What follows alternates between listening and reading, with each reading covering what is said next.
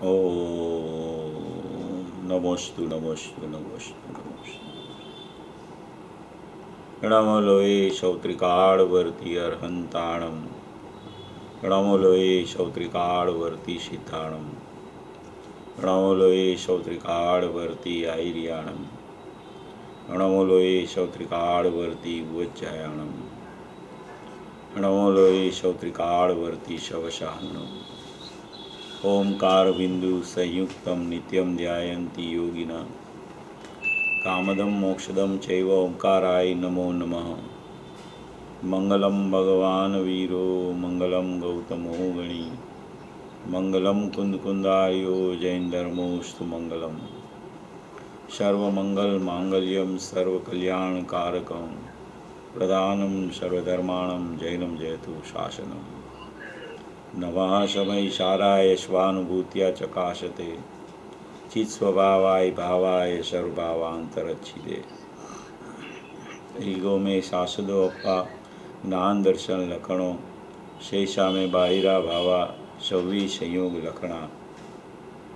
મારો સુશાશ્વત એક દર્શન જ્ઞાન લક્ષણ જીવ છે. બાકી બધા સંયોગ લક્ષણ ભાવ મુજથી બાહ્ય છે. હું એક શુદ્ધ સદારૂપી જ્ઞાન દર્શનમય કરે. કંઈ અન્ય તે મારું જરી પરમાણુ માત્ર નથી અરે. જે જાણતો અરહંતને ગુણદ્રવ્યને પર્યાયપણે. તે જીવ જાણે આત્મને તસમો પામે લઈ ખરે. નથી અપ્રમત કે પ્રમત નથી જે એક જ્ઞાયક ભાવ છે. એ રીત શુદ્ધ કથાયને જે જ્ઞાત તે તો તે જ છે. જેમ નેત્ર તેમજ જ્ઞાન નથી કારક નથી વેદ કરે. જાણે જ કર્મોદય નિર્જરા બંધ તેમજ મોક્ષને. ધ્રુવ અચલને અનુપમ ગતિ પામેલ સર્વે સિદ્ધને. વંદી કહું શ્રુત કેવડી કથિત આ સમય પ્રાવૃત હો. તું સ્થાપ નિજને મોક્ષ પંથે. ધ્યાનુભવ તેહને. તેમાં જ નિત્ય વિહાર કર. નહીં વિહર પર દ્રવ્યો વિશે. ઓમ શ્રી નમઃશિતેભ્ય નમઃશિતેભ્ય નમઃશિતેભ્ય.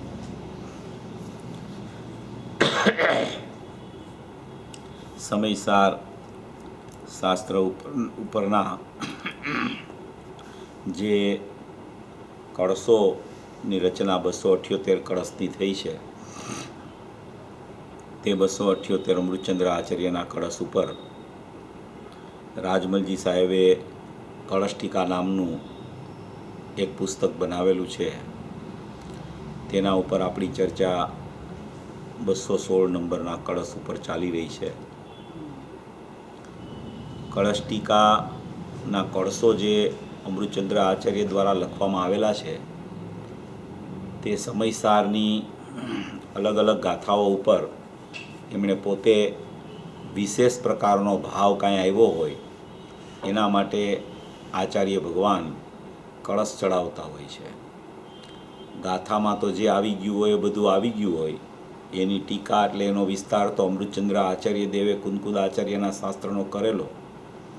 પણ એને વિશેષ કોઈ ભાવ આવ્યો હોય કે આ ગાથામાં કુંદકુદાચાર્ય ભગવાને જે વાત કરી તેનો વિસ્તાર મેં કર્યો પણ મને હજી સંતોષ નથી થતો, એટલે હું વધારે એને વિસ્તૃતિકરણ માટે વધારે એની ભાવના અર્થે પાછો એક એના ઉપર કળશ ચડાવું છું. એવા જે કળશો, બહુ અલૌકિક કળશો, આધ્યાત્મિક કળશો અમૃતચંદ્ર આચાર્ય દેવે 415 ગાથા ઉપર 278 કળશ ચડાવેલા છે. એ 278 કળશ ઉપર રાજમલજી સાહેબે કળશની ટીકા કરી છે, તેનો વિસ્તાર કર્યો છે એ કળશનો. એવી કળશ ટીકા નામનું આ પુસ્તક છે. એ કળશ ટીકામાંથી આપણે 216 નંબરના કળશ ઉપર આપણી ચર્ચા ચાલી રહી છે. 215 નંબરનો કળશ આપણે હમણાં જોયેલો અને હવે અત્યારે હાલમાં 216 નંબરના કળશ ઉપર ચર્ચા ચાલે છે. આખા 2 કળશો જે છે તે 2 કળશ જ્ઞાનની પર્યાયના સ્વભાવને બતાવનારા છે કે જ્ઞાનની પર્યાયનો એકરૂપ સ્વભાવ, જ્ઞાનની પર્યાયનો સ્વતઃસિદ્ધ સ્વભાવ, જ્ઞાનની પર્યાયનો જાણવું એવો સ્વભાવ, જ્ઞાનની પર્યાયનો જ્ઞેયમાં પ્રવિષ્ટ ન થવું એવો સ્વભાવ, જ્ઞાનની પર્યાયમાં જ્ઞેય જાણવામાં આવી જાય છતાં જ્ઞેયને કારણે જ્ઞેય જાણવામાં જ્ઞાનમાં ન આવે એવી જ્ઞાનની પર્યાયનો સ્વતંત્ર સ્વભાવ, જ્ઞાનની પર્યાયને કોઈનું અવલંબન ન હોય એવા અવલંબન વગર જ્ઞાનની પર્યાયનો જાણવાનો સ્વભાવ, એવો જ્ઞાનનો એકરૂપ સ્વભાવ, એવો એક જ્ઞાનની પર્યાયનો સ્વતઃસિદ્ધ સ્વભાવ આ 216 નંબરના કળશમાં બતાવવામાં આવેલો છે. આખી ચર્ચા જ્ઞાનની પર્યાયના સ્વભાવની જ આમાં ભરેલી છે.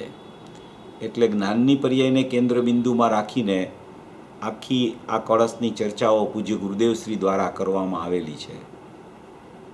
જ્યારે ત્રિકાળી દ્રવ્યની ચર્ચા કરવામાં આવતી હોય, દ્રષ્ટિનો વિષય બતાવવામાં આવતો હોય, ધ્રુવ સત્તા બતાવવામાં આવતી હોય, પોતાનું નિજ કારણ પરમાત્મ સ્વરૂપ બતાવવામાં આવતું હોય, અનાદિ અનંત સ્વભાવ જ્યારે બતાવવામાં આવતા હોય, ત્યારે જ્ઞાનની પર્યાયને કે જ્ઞાનની પર્યાય સિવાયની કોઈ પણ પર્યાયને તેના માટે ત્રિકાળી દ્રવ્યની અપેક્ષાએ તેને પર કહી દઈએ, તેને વ્યવહાર કહી દઈએ, તેનામાં છે જ નહીં એમ પણ કહેવામાં આવે. જ્ઞાયકમાં જ્ઞાનની પર્યાય પણ નથી, કારણ કે ઉત્પાદવ્ય જ નથી, એવો ધ્રુવ સ્વભાવ છે.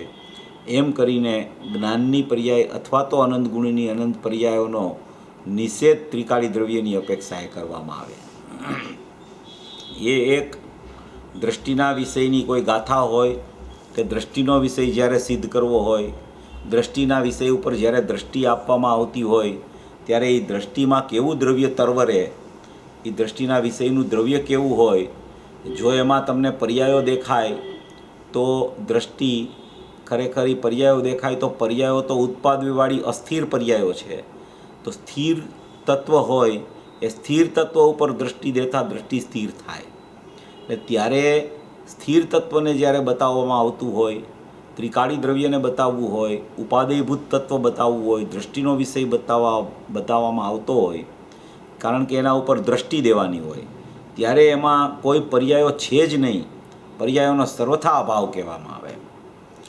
અને જ્યારે જ્ઞાનની પર્યાયનો સ્વભાવ બતાવવો હોય, જે આ કળશો છે ને એ બધા શેટિકાની ગાથાને અનુલક્ષીને કળશો છે, 356 થી 365 નંબરની ગાથાના. તો જ્યારે જ્ઞાનની પર્યાયનો સ્વભાવ બતાવવો હોય ત્યારે એ જ્ઞાનની પર્યાયના સ્વભાવનું સ્વતઃસિદ્ધ જાણપણું બતાવવામાં આવે. એને જ ખરેખર ઉર્ધ્વ કરી અને ખરેખર એ જ્ઞાનની પર્યાયની સત્તા સિદ્ધ કરવામાં આવે, એમાં જાણવું સિદ્ધ કરવામાં આવે, એમાં કોઈ પરજ્ઞેયોની અપેક્ષા નથી એમ સિદ્ધ કરવામાં આવે, જ્ઞેયો સાથે એને એકમેકતા કદી થતી નથી તેમ સિદ્ધ કરવામાં આવે. એમ સિદ્ધ કરીને એને જ્ઞાનની પર્યાયમાં જાણવું સિદ્ધ કરવામાં આવે. તો એવી કોઈ ચર્ચા આ 216 નંબરના કળશમાં જ્ઞાનની પર્યાયના જાણવાના સ્વભાવની ચર્ચા આમાં જે 215માં કળશમાં આવી એવી જ કોઈ ચર્ચા આમાં 216માં છે. પણ આમાં અમુક 216 નંબરના કળશમાં અલગ પ્રકારે પણ રાજમલજી સાહેબે થોડું સ્પષ્ટીકરણ કરેલું છે. એટલે પૂજ્ય ગુરુદેવશ્રી પણ એનું સ્પષ્ટીકરણ એવી રીતે અહીંયા કરી રહ્યા છે. આપણે આમ તો ઘણા બુધવારથી ચાલે છે આ 216 નંબરનો કળશ, પણ હવે 216 નંબરનો કળશ જે કલસામૃત ભાગ 6માં છે અને કલસામૃત ભાગ 6માં 216 નંબરનો કળશ છે એ પૂજ્ય ગુરુદેવશ્રીના અક્ષરસ પ્રવચનો છે. અને આપણે પૂજ્ય ગુરુદેવશ્રીના અક્ષરસ પ્રવચનો છે તેમાંથી લાઇન ટુ લાઇન વાંચીને આપણે ચર્ચા કરી રહ્યા છીએ. 216 નંબરના કળશમાં કલસામૃત ભાગ 6માં પેજ નંબર 390 નંબરના પેજ ઉપરથી આપણી ચર્ચા ચાલુ થશે. આપણે 390 નંબરના પેજ ઉપર ગયા બુધવારે ચર્ચા કરેલી હતી અને ત્યારથી આપણે ચર્ચા 390 નંબરના પેજથી ચાલુ કરીએ છીએ. એટલે આ આખી જ્ઞાનની પર્યાયની સત્તા જ બતાવવાનો આખો કળશ છે. એટલે જ્ઞાનની પર્યાયને આપણે ખ્યાલમાં રાખીને આ કળશ જો સાંભળીએ તો જ આ કળશનો ભાવ આપણને પકડાય. કોઈ જ્ઞેયોની અપેક્ષા નહીં, જ્ઞાયકની પણ અપેક્ષા નહીં, કોઈ ગુણોની પણ અપેક્ષા નહીં, એકલી જ્ઞાનની પર્યાયનું સતપણું અહીંયા સિદ્ધ કરવા માગે છે. એ રીતે આને વિચારમાં લેતા આ ખ્યાલમાં આખો કળશ આપણને આવી શકે છે. ખૂબ ગંભીર ચર્ચા છે, સ્વતંત્રતાની ચર્ચા છે કે જ્ઞાનની પર્યાય સ્વતંત્ર કેવી રીતે છે, સ્વાધીન કેવી રીતે છે, એની કોઈ સાથે મળવું કેમ નથી થતું, કોઈ જ્ઞેયની અપેક્ષા લાગવું કેમ નથી પડતી, જ્ઞેય સાથે કેમ જ્ઞાનની પર્યાય એકમેક થતી નથી. જ્ઞેય સાથે તો એકમેક થતી નથી, એ તો દૂર રહ્યો. એના બીજા ગુણો સાથે એકમેક થતી નથી, એ દૂર રહ્યો. પણ જ્ઞાયક સાથે પણ એકમેક થતી નથી. એટલી બધી જ્ઞાનની પર્યાયની સતપણાની સિદ્ધિ આ કળશમાં, આ કળશ ટીકાકારે કરેલી છે. અને પૂજ્ય ગુરુદેવશ્રીએ તો પછી એનું સ્પષ્ટીકરણ બહુ અલૌકિક કરેલું છે. એવી ચર્ચા આપણી અહીંયા અત્યારે ચાલી રહી છે. જો આપણે 390 નંબરના પેજ ઉપર પહેલો પેરેગ્રાફ છે એ જોઈ લીધો તો જરા હું વાંચું છું એને, કે એ જ્ઞેય રૂપે જ્ઞાન થયું નથી અને તે જ્ઞેય છે રાગ તે જ્ઞાન રૂપે આવ્યું નથી. અહીંયા જ્ઞેયમાં રાગ જ લેવામાં આવે છે. જ્ઞેયમાં પરપદાર્થ પણ લઈ શકાય, 6 દ્રવ્યો પણ લઈ શકાય, એક સમયની પર્યાયમાં થતો રાગ પણ લઈ શકાય. જ્ઞાનની અપેક્ષાએ એ જ્ઞેય છે. અથવા તો એ રાગને પૂદગલમાં નાખીને એ બીજા દ્રવ્યોનું પરિણમન છે એને પણ જ્ઞેયમાં લઈ શકાય. એવી રીતે અહીંયા કહે છે કે જ્ઞેય રૂપે જ્ઞાન થયું નથી, એટલે કે રાગ રૂપે જ્ઞાન થયું નથી. ક્યારેય જ્ઞાન રાગ રૂપે થતું જ નથી. અને તે જ્ઞેય રાગ છે તે રાગ પણ અહીંયા જ્ઞાન રૂપે આવ્યો નથી. જ્ઞાન જ્ઞેય રૂપે એટલે રાગ રૂપે થયું નથી, અને રાગ અહીંયા જ્ઞાન રૂપે આવ્યો નથી. આ વ્યવહાર રત્નત્રયનો વિકલ્પ ઉઠે છે, તેને જ્ઞાનની પર્યાય પરજ્ઞેય તરીકે જાણે છે. જો વ્યવહાર રત્નત્રયનો વિકલ્પ જે ઉઠે એને જ્ઞાનની પર્યાય પરજ્ઞેય તરીકે જાણે છે. વ્યવહાર રત્નત્રયનો વિકલ્પ કોને ઉઠે? કે વ્યવહાર રત્નત્રયનો વિકલ્પ તો નિશ્ચય રત્નત્રય, જેને સમ્યક દર્શન જ્ઞાન ચારિત્રાણી મોક્ષ માર્ગ નિર્વિકલ્પ દશામાં પ્રગટ થયા હોય, એ જ્યારે વિકલ્પમાં આવે ત્યારે એને જે દેવશાસ્ત્ર ગુરુ પ્રત્યેની ભક્તિનો ભાવ આવે એને ખરેખર વ્યવહાર રત્નત્રય કહેવામાં આવે. નિશ્ચય રત્નત્રય પ્રગટ થયા વિના કોઈ પણ દેવશાસ્ત્ર ગુરુના વંદન કે ભક્તિના ભાવને પણ વ્યવહાર રત્નત્રય નામ આપવામાં આવતું નથી.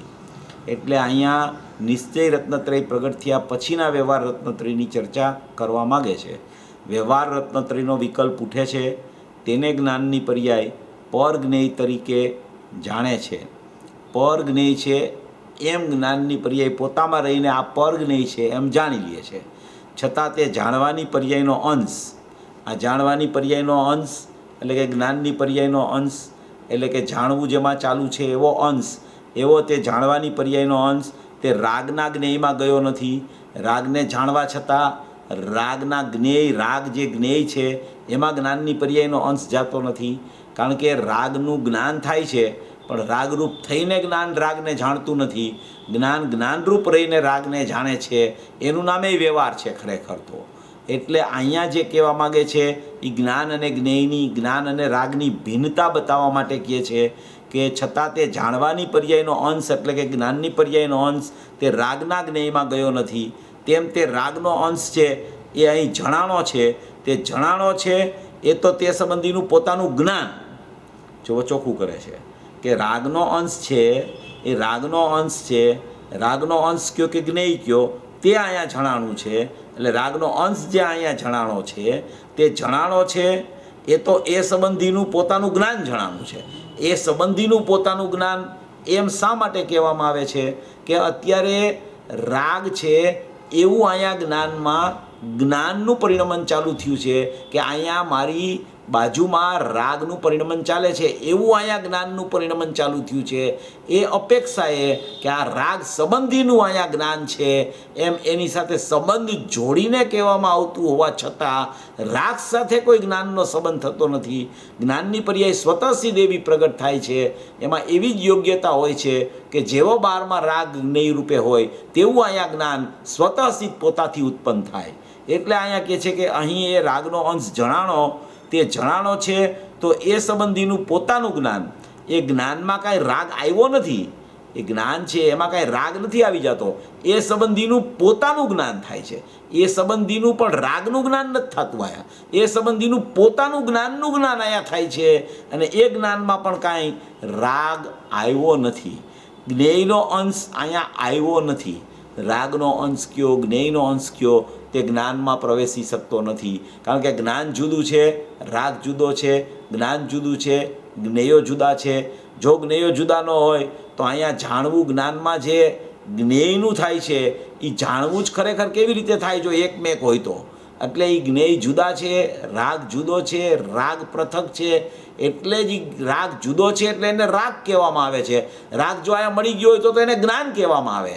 માટે રાગ જુદો છે અને અહીંયા જ્ઞાન જુદું છે. એટલે અહીંયા જણાણો હોવા છતાં રાગ તે સંબંધીનું અહીંયા પોતામાંથી પોતાનું જ્ઞાન ઉત્પન્ન થયું છે. રાગનું જ્ઞાન પણ ખરેખર થતું નથી. જ્ઞાનનું જ્ઞાન થતાં ખબર પડે છે કે અહીંયા બાજુમાં એવો રાગની ઉત્પત્તિ થયા કરે છે. આ પેરેગ્રાફ આપણે ગયા બુધવારે જોઈ લીધો હતો થોડો.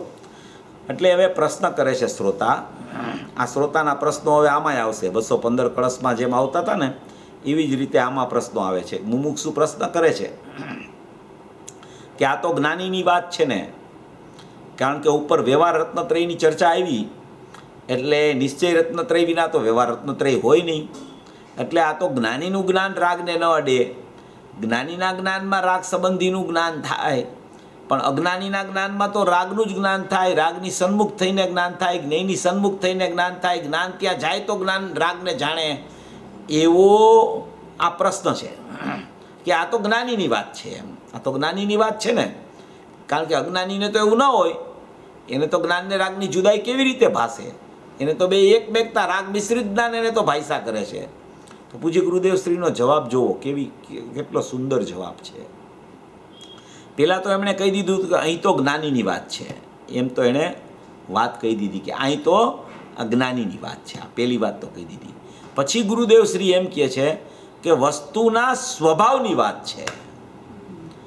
જ્ઞાનીની વાત છે એ વસ્તુના સ્વભાવના પરિણમનની ચર્ચા કહેવાય છે, અને વસ્તુના સ્વભાવની વાત છે એ જ્ઞાનની પર્યાયનો સ્વભાવ આવો છે. જ્ઞાનની પર્યાયનો સ્વભાવ જ આવો છે. જ્ઞાનીનું પરિણમન થઈ ગયું છે એ જ્ઞાનીની વાત છે, એ બરાબર એમ કહી શકાય. પણ આપણે અહીંયા શું કહેવા માગીએ છીએ તો કે આ વસ્તુના સ્વભાવની વાત છે, જ્ઞાનની પર્યાયના સ્વભાવની વાત છે. જ્ઞાનની પર્યાયનો સ્વભાવ જ્ઞેયને ખરેખર સ્પર્શ કરવાનો નથી, જ્ઞેયની સન્મુખ થવાનો નથી, જ્ઞેયને મિશ્રિત થઈને જ્ઞેયને જાણવાનો નથી, જ્ઞેયનું ખરેખર અહીંયા જ્ઞાન થતું નથી. એવી જ્ઞેયની કોઈ સાપેક્ષતા જ્ઞાનમાં લાગુ નથી પડતી કે અહીંયા જ્ઞાન રાગનું થયું તો રાગને કારણે જ્ઞાન થઈ ગયું એટલે જ્ઞેયનું જ્ઞાન થઈ ગયું. જ્ઞાનમાં જ્ઞાનનું જ્ઞાન થતાં જ્ઞાનમાં બહાર કેવું જ્ઞેય છે એ ખબર પડે છે. એને ખરેખર વસ્તુનો સ્વભાવ કહેવામાં આવે છે. વસ્તુનો સ્વભાવ કહેતા જ્ઞાનની પર્યાયના સ્વભાવની ચર્ચા છે. અહીંયા જ્ઞાનીની વાત કહેતા જ્ઞાનની પર્યાયમાં એને ખરેખર જ્ઞાનીને એક બે ધારા ચાલુ થઈ ગઈ હોય છે. એ એક ધારા અને બીજી ધારાની ભિન્નતાની ચર્ચાની વાત કહેવાય છે. પણ વસ્તુના સ્વભાવની વાત કહેતા અહીંયા વસ્તુનો સ્વભાવ સિદ્ધ કરવો છે. અહીંયા જ્ઞાનની પર્યાયનો સ્વભાવ સિદ્ધ કરવો છે. વસ્તુનો સ્વભાવ આવો છે ગુરુદેવ કહે છે. વસ્તુના સ્વભાવની વાત છે. પછી એમ કહે છે કે વસ્તુનો સ્વભાવ આવો છે. પછી કહે છે, જો ચોખ્ખું કરે છે ગુરુદેવની સ્પષ્ટતા છે ને એટલી બધી હોય છે કે વ્યવસ્થિત આપણે સમજીએ ને તો આપણને સમજાઈ જાય કે ખરેખર આ માત્ર જ્ઞાનીની ચર્ચા નથી. આ ખરેખર વસ્તુના સ્વભાવમાં સ્વરૂપ જ આવું છે. વસ્તુના સ્વભાવની વાત છે. વસ્તુનો સ્વભાવ આવો છે. માને અજ્ઞાની ગમે તે રીતે, શું કોઈ જીવ કોઈ પણ રીતે માને તો અજ્ઞાની થઈ જાય. એટલે એમ કે છે અજ્ઞાની માને ગમે તે રીતે, પણ વસ્તુનો સ્વભાવ તો આવો છે. જ્ઞાનની પર્યાયનું સતપણું તો આવું છે. જ્ઞાનની પર્યાયની નિરપેક્ષતા તો આવી છે. જ્ઞાનની પર્યાયમાં જાણવું તો આવું ચાલે છે. જ્ઞાનની પર્યાયમાં જ્ઞાનની પર્યાયનું જ્ઞાન થાય છે. જ્ઞાનની પર્યાયમાં જ્ઞેયનું જ્ઞાન તો થતું નથી. જ્ઞેયનું જ્ઞાન થાય છે એ તો ખરેખર સમ્યક દર્શન પહેલાં અજ્ઞાનમાં જાય છે. જ્ઞાયકનું પણ જ્ઞાન થાય છે એવો પણ જ્ઞાનની પર્યાયનો સ્વભાવ નથી. જ્ઞાનની પર્યાયમાં પોતાની જ્ઞાનની પર્યાયનું જ્ઞાન થાય છે. એનું નામ જ્ઞાનની પર્યાયનું સતપણું છે. એનું નામ જ્ઞાનની પર્યાયનું સ્વતંત્રપણું છે. એનું નામ જ્ઞાનની પર્યાયનું સ્વાધીનપણું છે. ભલે તે જ્ઞાનની પર્યાય જ્ઞાયકની હોય, ભલે તે જ્ઞાનની પર્યાયમાં જ્ઞાયકમાંથી પ્રગટ થતી હોય, છતાં જ્ઞાનની પર્યાય અને દ્રવ્ય બે જ્યારે ભિન્ન ભિન્ન જોવો તો જ્ઞાનની પર્યાય સ્વત પોતાથી છે. એ પોતાથી સ્વતંત્ર છે. પોતાના સટકારકથી પ્રગટ થઈ છે.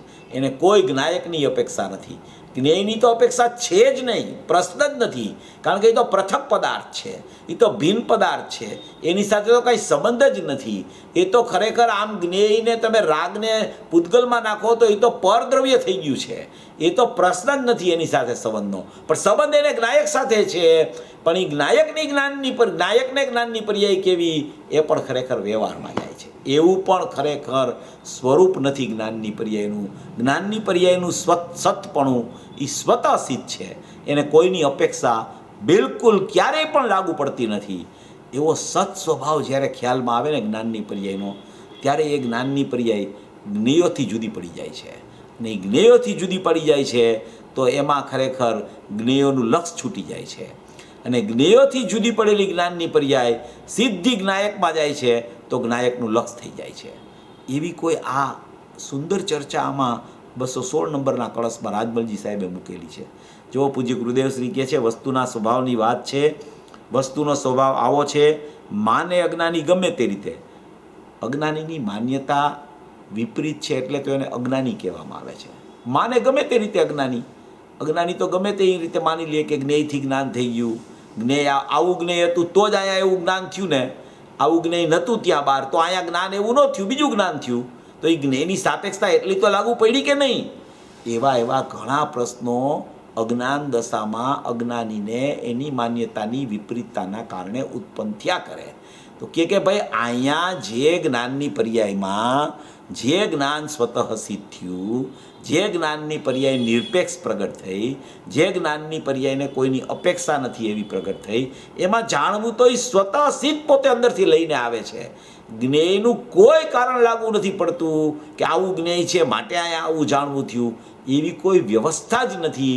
કારણ કે એ જ્ઞાયકનું જ્ઞાન છે, જ્ઞાયકમાંથી પ્રગટ થતું જ્ઞાન છે, જ્ઞેયમાંથી પ્રગટ થતું જ્ઞાન નથી. એટલે જ્ઞાનની પર્યાય તો સ્વતઃ સિદ્ધ સ્વતંત્ર પ્રત્યેક સમયે ઉત્પાદ અંદરથી પાયમાં જ કરે છે. બીજે સમયે વ્યય, એક સમયે ઉત્પાદ, બીજે સમયે વ્યય. આવું એક જ્ઞાનની પર્યાયનું સતપણું ચાલ્યા જ કરે છે. એમાં જાણવું જે થાય છે તો એ જાણવામાં જે સ્વ હોય છે એવું સ્વનું પણ જ્ઞાન થાય છે. અને જેવું જ્ઞેય એટલે કે પર હોય છે એવું પણ અહીંયા જ્ઞાનની પર્યાય લઈને સ્વપર પ્રકાશક ઉત્પન્ન થાય છે. તો એને ભ્રમણા થઈ જાય છે કે આવું જ્ઞેય હતું ને માટે આવા જ્ઞેયનું અહીંયા જ્ઞાન થયું. એવા જ્ઞેયને કારણે બિલકુલ જ્ઞાન થતું નથી. એવી કોઈ સાપેક્ષતા ખરેખર જ્ઞાનની પર્યાયને લાગુ પડતી નથી. અજ્ઞાની તો ગમે તે રીતે માને. અજ્ઞાનીની માન્યતાના અનેક પ્રકારના મિથ્યાત્વના શલ્ય છે. એટલા બધા મિથ્યાત્વના શલ્ય એના ગાઢા થઈ ગયા છે કે એના મિથ્યાત્વના શલ્ય એવા આચાર્ય ભગવાનને જ્ઞાનીઓ બતાવતા હોય છે કે અનંત પ્રકારના મિથ્યાત્વ એને ચાલ્યા કરે છે. એમાંથી કયો પ્રકાર ક્યારે ઉદ્ભવિત થઈ જાય એનો કોઈ ભરોસો નથી. એટલે જ્ઞાનની પર્યાયને સતપણે જે સ્વીકારતા શીખી જાય છે એ જ્ઞેયથી જુદો પડી જાય છે.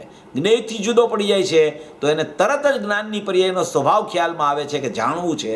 તો કે જાણવું કોનું છે? તો કે જાણનારનું છે. બસ આટલી જ વ્યવસ્થા, જાણવું અને જાણનાર, આ બે વ્યવસ્થા આત્મામાં રહેલી છે.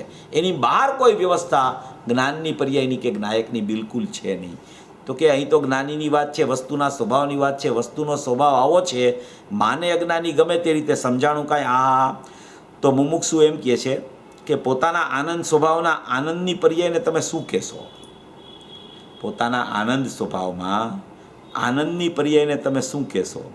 હવે આનંદ સ્વભાવમાં આનંદની પર્યાયને શું કહેશો એનો અર્થ એમ છે કે જ્યારે કોઈ પણ જીવ જ્ઞાની થાય છે, જ્યારે કોઈ પણ જીવ આવા જ્ઞાનની પર્યાયને સતપણે જોતા શીખી જાય છે, જ્ઞેયથી જુદો પડી જાય છે, જ્ઞાનની પર્યાય સતપણે ખ્યાલમાં આવી જાય છે, એવા જ્ઞાનની પર્યાયમાં જ્યારે જ્ઞાયક તરફ એનું વલણ, એટલે કે હું જ્ઞાયક જ છું એમ જ્યારે એના સતપણાનો પોકાર જ્ઞાનની પર્યાયનો અંદરથી ઉદ્ભવિત થાય છે, ત્યારે એ પર્યાયમાં અનુભૂતિનો જન્મ થાય છે. એ અનુભૂતિનો જન્મ જે જ્ઞાનની પર્યાયમાં થયો, શ્રદ્ધાની પર્યાયમાં પ્રતીત થઈ, જ્ઞાનની પર્યાયમાં અનુભવ સ્વસંવેદન થયો અને ચારિત્ર્યની પર્યાયમાં લીનતા થઈ. તો એ જ્ઞાનની પર્યાયમાં જે સ્વસંવેદન રૂપી અનુભવ થયો, એ અનુભવના કાળે જીવને આનંદની પર્યાયમાંથી આનંદનો ઉત્પાદ થાય છે. એ આનંદનો ઉત્પાદ ક્યારે થાય? કે જ્યારે નિર્વિકલ્પ દશાનો કાળ હોય, જ્યારે એને અનુભૂતિ ચાલુ હોય, ત્યારે આનંદ આવે એને. આનંદ છે એ અનુભવની મોરછાપ છે. આનંદ વગર કોઈ જીવને જ્ઞાનીપણું લાગુ ન પડી શકે. આનંદ ન આવ્યો હોય ને કોઈ એમ કહે કે મને તો મારા જ્ઞાનમાં આત્મા અનુભવમાં આવી ગયો છે, તો એને આનંદ જો ન આવે તો એને અનુભવ થયો નથી. આનંદ છે એની મોરછાપ છે. આનંદનું લક્ષણ શું? તો કે આનંદનું લક્ષણ એ કે પૂર્વે ક્યારેય ન આવ્યો હોય એવો અતિન્દ્રિય આનંદ આવે, કે જે ઇન્દ્રિયોથી પાર હોય એવો આનંદ જ્યારે એને આવે અને એ આનંદનું એને જ્ઞાન થાય રીતસરીત સમયે કે આવો આનંદ મને આવી રહ્યો છે, એવું જ્ઞાનમાં એને પકડાય, એવું સમ્યક પ્રકારે જાણપણું થાય, એને ખરેખર આનંદ આવ્યો એમ કહેવામાં આવે.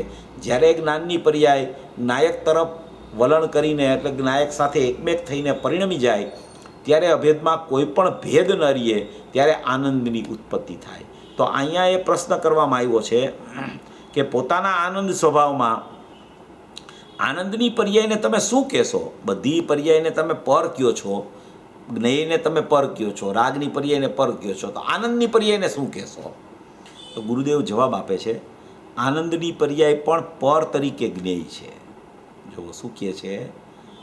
આનંદની પર્યાય પણ પર તરીકે જ્ઞેય છે. તો કે શ્રોતા પૂછે છે કે પર જ્ઞેય તરીકે? તો કે હા છે ને, હા પરજ્ઞેય તરીકે છે એમ કહે છે ગુરુદેવ. એમ કહે છે પરજ્ઞેય તરીકે છે. શા માટે આનંદની પર્યાયને પરજ્ઞેય કહેતા હશે? આપણે પહેલાં જ લીધું કે અહીંયા જ્ઞાનની પર્યાયને સતપણે સિદ્ધ કરવી છે.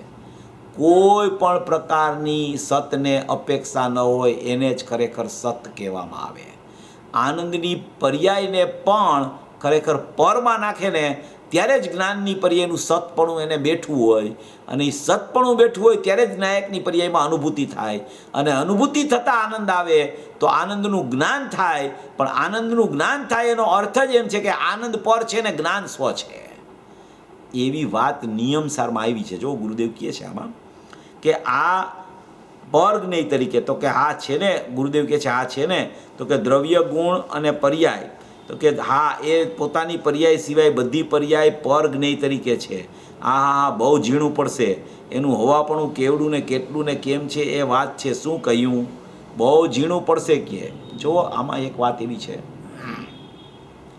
કે જ્યારે આત્માને સિદ્ધ કરવો હોય, જ્ઞાયક ભાવને, ત્રિકાળી વસ્તુને સિદ્ધ કરવી હોય, ત્યારે એના ગુણભેદને પણ પરદ્રવ્ય કહેવાય, એની જ્ઞાનની પર્યાયને પણ પરદ્રવ્ય કહી શકાય, એની આનંદની પર્યાયને પણ પરદ્રવ્ય કહી શકાય. જ્યારે જ્ઞાયકને સિદ્ધ કરવો હોય ત્યારે, ત્રિકાળી દ્રવ્યને સિદ્ધ કરવું હોય ત્યારે એ ગુણભેદ કરો તો વ્યવહારમાં જાય, જ્ઞાનની પર્યાય વ્યવહારમાં જાય, આનંદની પર્યાય પણ વ્યવહારમાં જાય.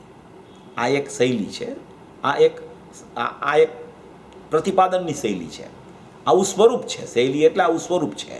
જ્યારે જ્ઞાયકની ચર્ચા ચાલતી હોય, ત્રિકાળી દ્રવ્યની ચર્ચા ચાલતી હોય ત્યારે બધું છે ને પરમાં વયું જાય. પછી જ્ઞાનની પર્યાયમાં આનંદ આવ્યો હોય તો એ બધું પર તરીકે, જ્ઞાયકની અપેક્ષા એ બધું પર.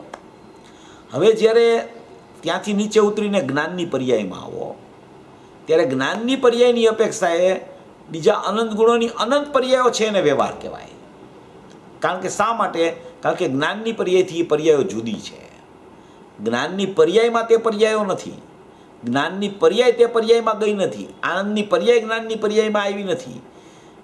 એક ગુણને બીજા ગુણ સાથે સંબંધ થતો નથી. અતદ્ભાવિક અન્યત્વ કહેવામાં આવે છે. અતદ્ભાવ એટલે કે તે ભાવરૂપ નહીં, આનંદના ભાવરૂપ જ્ઞાન નહીં, તેનું નામ અતદ્ભાવ. એટલે નહીં, તદ એટલે તે, ભાવ એટલે ગુણ. અતદ્ભાવ, અતદ્ભાવિક અન્યત્વ છે. એટલે કે બીજા ગુણ રૂપે બીજા ગુણની પર્યાય થતી નથી, માટે તેને અતદ્ભાવિક અન્યત્વ કહેવામાં આવે. એટલે જ્ઞાનની પર્યાય આનંદની પર્યાય રૂપ નથી થતી, ચારિત્ર્યની પર્યાય રૂપ નથી થતી, શ્રદ્ધાની પર્યાય રૂપ નથી થતી. એ જ્ઞાનની પર્યાયનું સતપણું જ્યારે સિદ્ધ કરવું હોય, જ્ઞાનની પર્યાયને જ્યારે નિશ્ચય કેવો હોય ત્યારે અનંત ગુણની અનંત પર્યાયને વ્યવહાર કહી દઈએ. નાયકને નિશ્ચય કેવો હોય ત્યારે બધું વ્યવહારમાં જાય. જ્યારે જ્ઞાનની પર્યાયને નિશ્ચય કેવો હોય ત્યારે આનંદની પર્યાય કે બીજા ગુણની બધી પર્યાયોને વ્યવહાર કહી દઈએ. હવે એક જ્ઞાનની પર્યાયને નિશ્ચય કહીએ ત્યારે જ્ઞેયને પણ ખરેખર બહાર કાઢી નાખે. એટલે આ એક શૈલી છે કે કોઈ પણ જ્ઞેયની ચર્ચા ચાલતી હોય તો જ્ઞેયથી જુદું પડવા માટે જ્ઞાનમાં આવવાનું હોય, જ્ઞાનની ચર્ચા ચાલતી હોય તો અનંત ગુણની પર્યાય અને જ્ઞાનની પર્યાય એમાં જ્યારે ભેદ જ્ઞાન ચાલતું હોય ત્યારે બીજી બધી પર્યાયો ઉપરને જ્ઞાનની પર્યાય સ્વ કહેવામાં આવે. જ્યારે જ્ઞાનની પર્યાયને વ્યવહાર કહેવામાં આવે ત્યારે ત્રિકાળી દ્રવ્યને નિશ્ચય કહેવામાં આવે. ત્રિકાળી દ્રવ્ય નિશ્ચય તો જ્ઞાનની પર્યાયની વ્યવહાર, જ્ઞાનની પર્યાય નિશ્ચય તો અનંત ગુણની અનંત પર્યાય વ્યવહાર. જ્યારે જ્ઞાનની પર્યાયને નિશ્ચય સિદ્ધ કરે ત્યારે જ્ઞેય તો ખરેખર એનામાં છે જ નહીં, એટલે એમાં તો કાંઈ નિશ્ચય વ્યવહારનો પ્રશ્ન જ આવતો નથી. પણ જ્ઞાનની પર્યાય એમ કે પરને જાણે, જ્ઞેયને જાણે, તો કે એ અનુભવ પહેલાં અજ્ઞાનમાં જાય છે, અનુભવ થયા પછી એ વ્યવહારમાં જાય છે. આવી છે ને બધી સ્થિતિ રહેલી છે. આવી અપેક્ષાઓથી બધી વાતો સિદ્ધ કરવામાં આવે. એટલે અહીંયા એમ કીધું કે એ જ્ઞાનની આનંદની પર્યાયને પણ પરજ્ઞેય તરીકે પરજ્ઞેય તરીકે છે એમ પૂછે છે તો કહે છે કે હા પરજ્ઞેય તરીકે છે. જો નિયમસારમાં સ્વપર પ્રકાશકની વાત સિદ્ધ કરેલી છે, ઘણીવાર આપણે ચર્ચા થાય છે. સ્વપર પ્રકાશકના ઘણા બોલ આવે, એમાં સ્વપર પ્રકાશક એ જ્ઞાનની પર્યાયનો સ્વતઃસિદ્ધ સ્વભાવ છે. સ્વપર પ્રકાશકમાં સ્વ છે જ્ઞાયક, માટે જ્ઞાનની પર્યાય સ્વપ્રકાશક છે એમ નથી, કે પરનું જ્ઞાન થાય છે માટે જ્ઞાનની પર્યાય પરપ્રકાશક છે એમ પણ નથી. સ્વનું જ્ઞાન થાય એટલે સ્વપ્રકાશક એમ નહીં, પરનું જ્ઞાન થાય એટલે પરપ્રકાશક એમ નહીં. સ્વપર પ્રકાશક જ્ઞાનની પર્યાયનો સ્વતઃસિદ્ધ સ્વભાવ છે. હવે એ સ્વપર પ્રકાશક સ્વભાવ છે એમાં એના 3 પ્રકાર નિયમસારની ગાથાઓમાં પાડ્યા છે. આમ તો ઘણા પ્રકારોથી જ્ઞાનની પર્યાયને સમજાવે છે કે જ્ઞાનની પર્યાય એમ કે દર્શનને સ્વપ્રકાશક કયો તો જ્ઞાનને પરપ્રકાશક કહેવાય. જ્ઞાનની પર્યાયમાં સ્વપર પ્રકાશક હોય તો દર્શનની પર્યાયમાં પણ સ્વપર પ્રકાશક હોય. જ્ઞાનની પર્યાયને એકલું સ્વપ્રકાશક કયો તો પછી એમ કે જ્ઞાનની પર્યાય પરને જાણે છે એને ખરેખર પરપ્રકાશકમાં નખાય. પછી 165 ગાથામાં તો કહે કે જ્ઞાનની પર્યાય સ્વપ્રકાશક જ છે, એમ સ્વપ્રકાશક જ છે જ્ઞાનની પર્યાય એમ પણ કહે. તો એવી ઘણી વિવિક્ષાઓથી સ્વપર પ્રકાશકનું સ્વરૂપ નિયમસારમાં આવ્યું છે. હવે અહીંયા જે આ આનંદની પર્યાયને પરજ્ઞેય તરીકે લીધી છે ને, એ એક નિશ્ચય સ્વપર પ્રકાશકનો પ્રકાર છે. 2 પ્રકારના સ્વપર પ્રકાશક આવે, એ 2 પ્રકારના સ્વપર પ્રકાશક સ્વપ્રકાશક પૂર્વક પ્રગટ થાય. સ્વપ્રકાશક પૂર્વક એટલે જ્ઞાનની પર્યાયમાં જ્યારે જ્ઞાયકનો અનુભવ થાય ત્યારે એ સ્વપ્રકાશકમાં અનુભવ થાય. એ સ્વપ્રકાશકમાં અનુભવ થયો એટલે જ્ઞાનની પર્યાયમાં એકલો જ્ઞાયક હોય ત્યારે એને સ્વપ્રકાશક કહેવાય. અને એ સ્વપ્રકાશકમાં જ્યારે એને વેદનપૂર્વકની અનુભૂતિ થાય ત્યારે એ વેદનપૂર્વકની અનુભૂતિ જે થઈને એમાં નિશ્ચય સ્વપર પ્રકાશક પ્રગટ થાય. સ્વપ્રકાશક અનુભૂતિના સમયે અને એ સ્વપ્રકાશકની અનુભૂતિ જ્યારે જ્ઞાયકની થાય એ જ સમયે સ્વપર પ્રકાશક નિશ્ચયથી પ્રગટ થાય, એટલે કે નિશ્ચય સ્વપર પ્રકાશકપણું પ્રગટ થાય. તો એ નિશ્ચય સ્વપર પ્રકાશકપણું જે પ્રગટ થાય એ અનુભૂતિના કાળનું નિશ્ચય સ્વપર પ્રકાશકપણું છે. જેટલો સમય અનુભૂતિ અસંખ્ય સમય ચાલે ત્યાં સુધી નિશ્ચય સ્વપર પ્રકાશકપણું ચાલ્યા કરે. નિશ્ચય સ્વપર પ્રકાશકપણાની સ્થિતિ કેવી હોય? સ્વપ્રકાશક પૂર્વકનું નિશ્ચય સ્વપર પ્રકાશકપણું, એમાં એને જ્ઞાનની પર્યાયમાં જ્ઞાયક પણ જાણવામાં આવે એટલે એ સ્વપ્રકાશક તરીકે, અને જ્ઞાનની પર્યાયમાં આનંદ પણ જાણવામાં આવે એ પરપ્રકાશક તરીકે. આનંદ આવ્યો ને, અનુભવ થયો તો શું થયું? આનંદ આવ્યો તો એ આનંદ જાણવામાં આવ્યો તો એને શું કહી દીધું? એ પરપ્રકાશક કહી દીધું. અને જ્ઞાયક જાણવામાં આવ્યો તો એને શું કહી દીધું? કે એ સ્વપ્રકાશક કહી દીધું. તો કે એ સ્વપ્રકાશક ને આ પરપ્રકાશક, તો કે એવું સ્વપર પ્રકાશકમાં નિશ્ચય વ્યવહાર લાગુ પડે? તો કે ના, આ સ્વપર પ્રકાશકમાં કાંઈ નિશ્ચય વ્યવહાર ના લાગુ પડે. આ સ્વપર પ્રકાશક આખું નિશ્ચયવાળું છે. તો કે શા માટે નિશ્ચયવાળું છે? તો કે પહેલી વાત એ કે નિર્વિકલ્પ દશા છે, એટલે બધો નિશ્ચય જ છે, અહીંયા કોઈ વ્યવહાર નથી. નિર્વિકલ્પ દશાના કાળે કોઈ વિકલ્પ જ નથી, એટલે બધોય નિશ્ચય છે, કોઈ વ્યવહાર નથી. પહેલી વાત એ.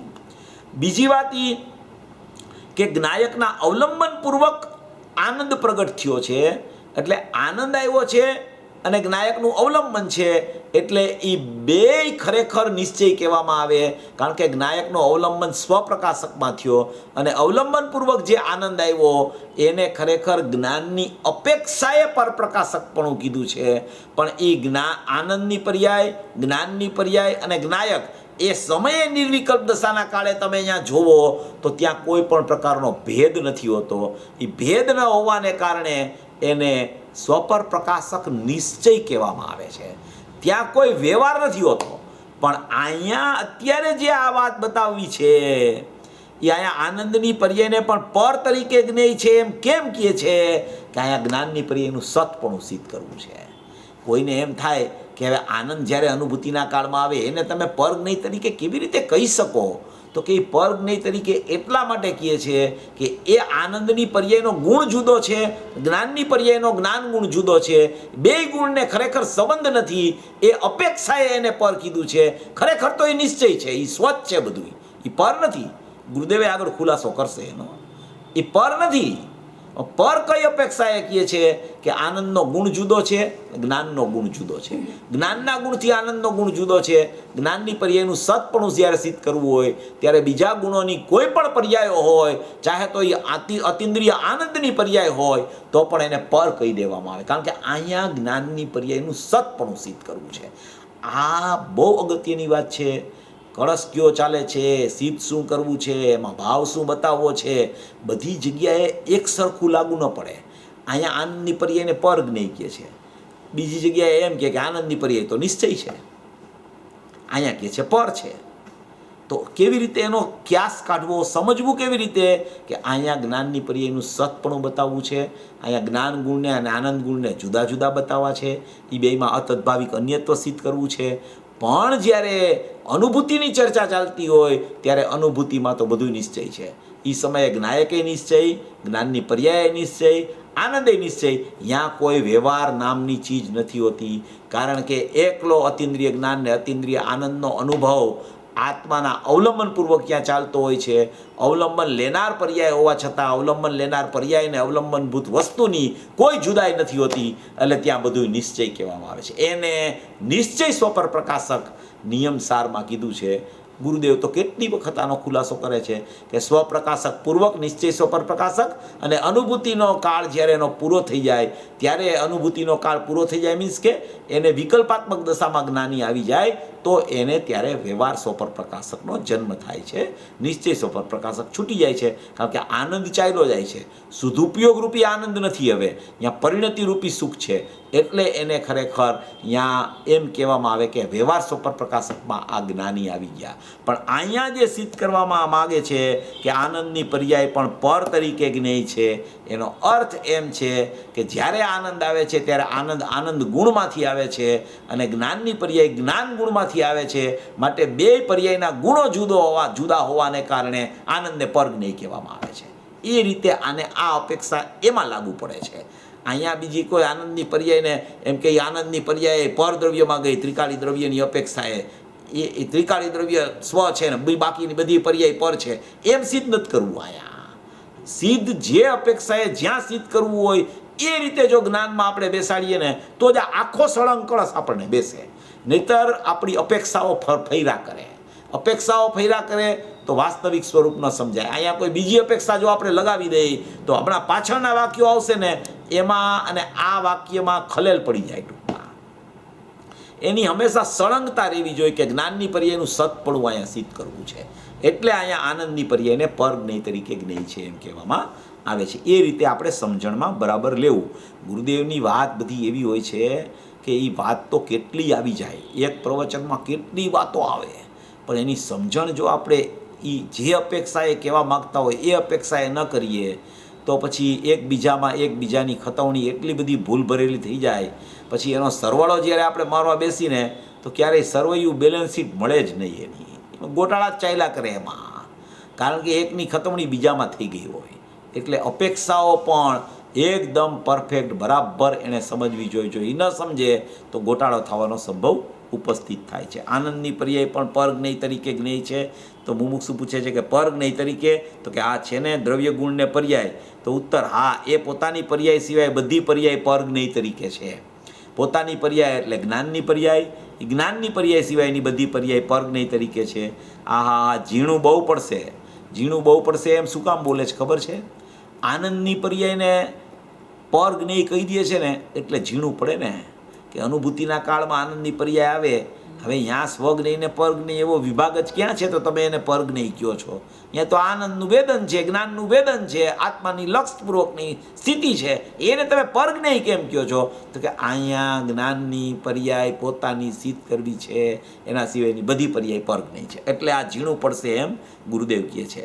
આહા, એનું હોવાપણું કેવડું અને કેટલું અને કેમ છે એ વાત છે. આ તો એનું હોવાપણું કેવું છે, કેટલું છે અને કેમ છે, કેવડું કેટલું ને કેમ છે એ વાત છે. શું કહ્યું? સદાનામ સર્વકાળ નામ અર્થગ્રહણ શક્તિ, અર્થનામ પદાર્થને જાણવાની શક્તિ. જુઓ, ગ્રહણનો અર્થ જાણવું. ભાઈએ કહ્યું ને કે વ્યવહારને ગ્રહવો એટલે કે જાણવું. આ મોક્ષમાર્ગ પ્રકાશકની વાત છે. ગ્રહવું એનો અર્થ જાણવું થાય છે. ગ્રહવું એનો અર્થ પકડવું નહીં, ગ્રહવું એનો અર્થ જાણવું. ઘણી વાર એમ થાય કે આને ગ્રહણ કરો એટલે એને પકડો. તો કે આત્માને ગ્રહણ કરો, આત્માને ગ્રહણ કરો જ્ઞાનમાં. તો કે આત્માને જાણો, આત્માને પકડવાનો નથી, આત્માને જાણવાનો છે. ગ્રહણ કરવું એટલે જાણવું એમ કહેવા માગે છે. તો કે છે ગ્રહણનો અર્થ જાણવું. ભાઈએ કહ્યું છે ને કે વ્યવહારને ગ્રહો એટલે કે જાણવું. મોક્ષમાર્ગ પ્રકાશક 7મો અધિકાર કે અર્થ ગ્રહણ શક્તિ જ્ઞાન એ જ્ઞાનની વ્યાખ્યા કરી. હવે જ્ઞેય સ્વપર સંબંધી સમસ્ત જ્ઞેય વસ્તુ, સ્વપર સંબંધી સમસ્ત જ્ઞેય વસ્તુ એ જ્ઞેયની વ્યાખ્યા કરી. આહા, એક સમયમાં દ્રવ્યગુણ પર્યાય ભેદ સહિત જેવી રીતે છે તેવી રીતે જેવી છે તેવી જાણે છે. જો આ નિયમસારનો આધાર આપે છે ગુરુદેવ. આહા, એ તો નિયમસારમાં આગળ નથી આવ્યું. એ નિશ્ચયથી જ્ઞાન પોતાને જાણે છે અને નિશ્ચયથી પર જે ગુણો છે એને પણ જાણે છે. એટલે બધું નિશ્ચય છે. પોતાને જાણે એ નિશ્ચય, બીજા ગુણોને જાણે એ પણ નિશ્ચય. એ નિશ્ચયથી કહેવામાં આવે છે. શા માટે નિશ્ચયથી કહેવામાં આવે છે? કે સ્વના છે માટે. ગુણો બધાય કોના છે? આત્માના છે. માટે એને નિશ્ચય કહેવામાં આવે. અનુભૂતિ થાય ત્યારે શું હોય છે? કે સર્વગુણાસ્તે સંકિત થયું. એ બધી ટૂંકમાં અનુભૂતિની પર્યાયમાં આત્મા જ ખરેખર રહેલો છે. માટે તેને સ્વ કહેવામાં આવે, માટે તેને નિશ્ચય કહેવામાં આવે. સ્વના છે માટે. સમજાણું કાંઈ? આહા, અમૃતનો સાગર ભગવાન પડ્યો છે આખો. કેવો પડ્યો છે ભગવાન? અમૃતનો સાગર. અમૃત કદી જે મરે નહીં એને અમૃત કહેવામાં આવે. એવો અમૃતનો સાગર ભગવાન પડ્યો છે આખો. પણ જેણે કહે છે કે એને જાણ્યો, એ જાણવાની પર્યાય પોતે જ્ઞેય રૂપે સ્વ અને પર જ્ઞેય રૂપે થતી નથી.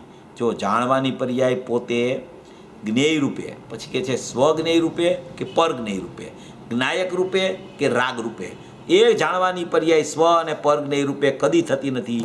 છતાં તે જાણ્યા વિના રહેતી નથી. જો આ બહુ સુંદર પેરેગ્રાફ છે. એમ કહે છે કે અમૃતનો સાગર ભગવાન પડ્યો છે ને આખો. પણ જેણે કહે છે કે એને જાણ્યો, એ જાણવાની પર્યાય પોતે, જ્ઞાનની પર્યાય પોતે, જાણવાની પર્યાય પોતે, એટલે કે જેમાં જાણવું વર્તી રહ્યું છે એવી જ્ઞાનની પર્યાય પોતે, એટલે કે જ્ઞાન ગુણની પર્યાય જાણવાની છે એ જ્ઞાનની પર્યાય પોતે, એ પોતે જ્ઞેય રૂપે. જ્ઞેય રૂપે એટલે જ્ઞેય કેટલા છે આમાં? અર્થગ્રહણ શક્તિમાં કેટલા જ્ઞેય આવે છે? તો કે સ્વ અને પર બે જ્ઞેયની વાત આમાં આવે છે. પહેલે કળશની શરૂઆતથી ચાલ્યું આવે છે.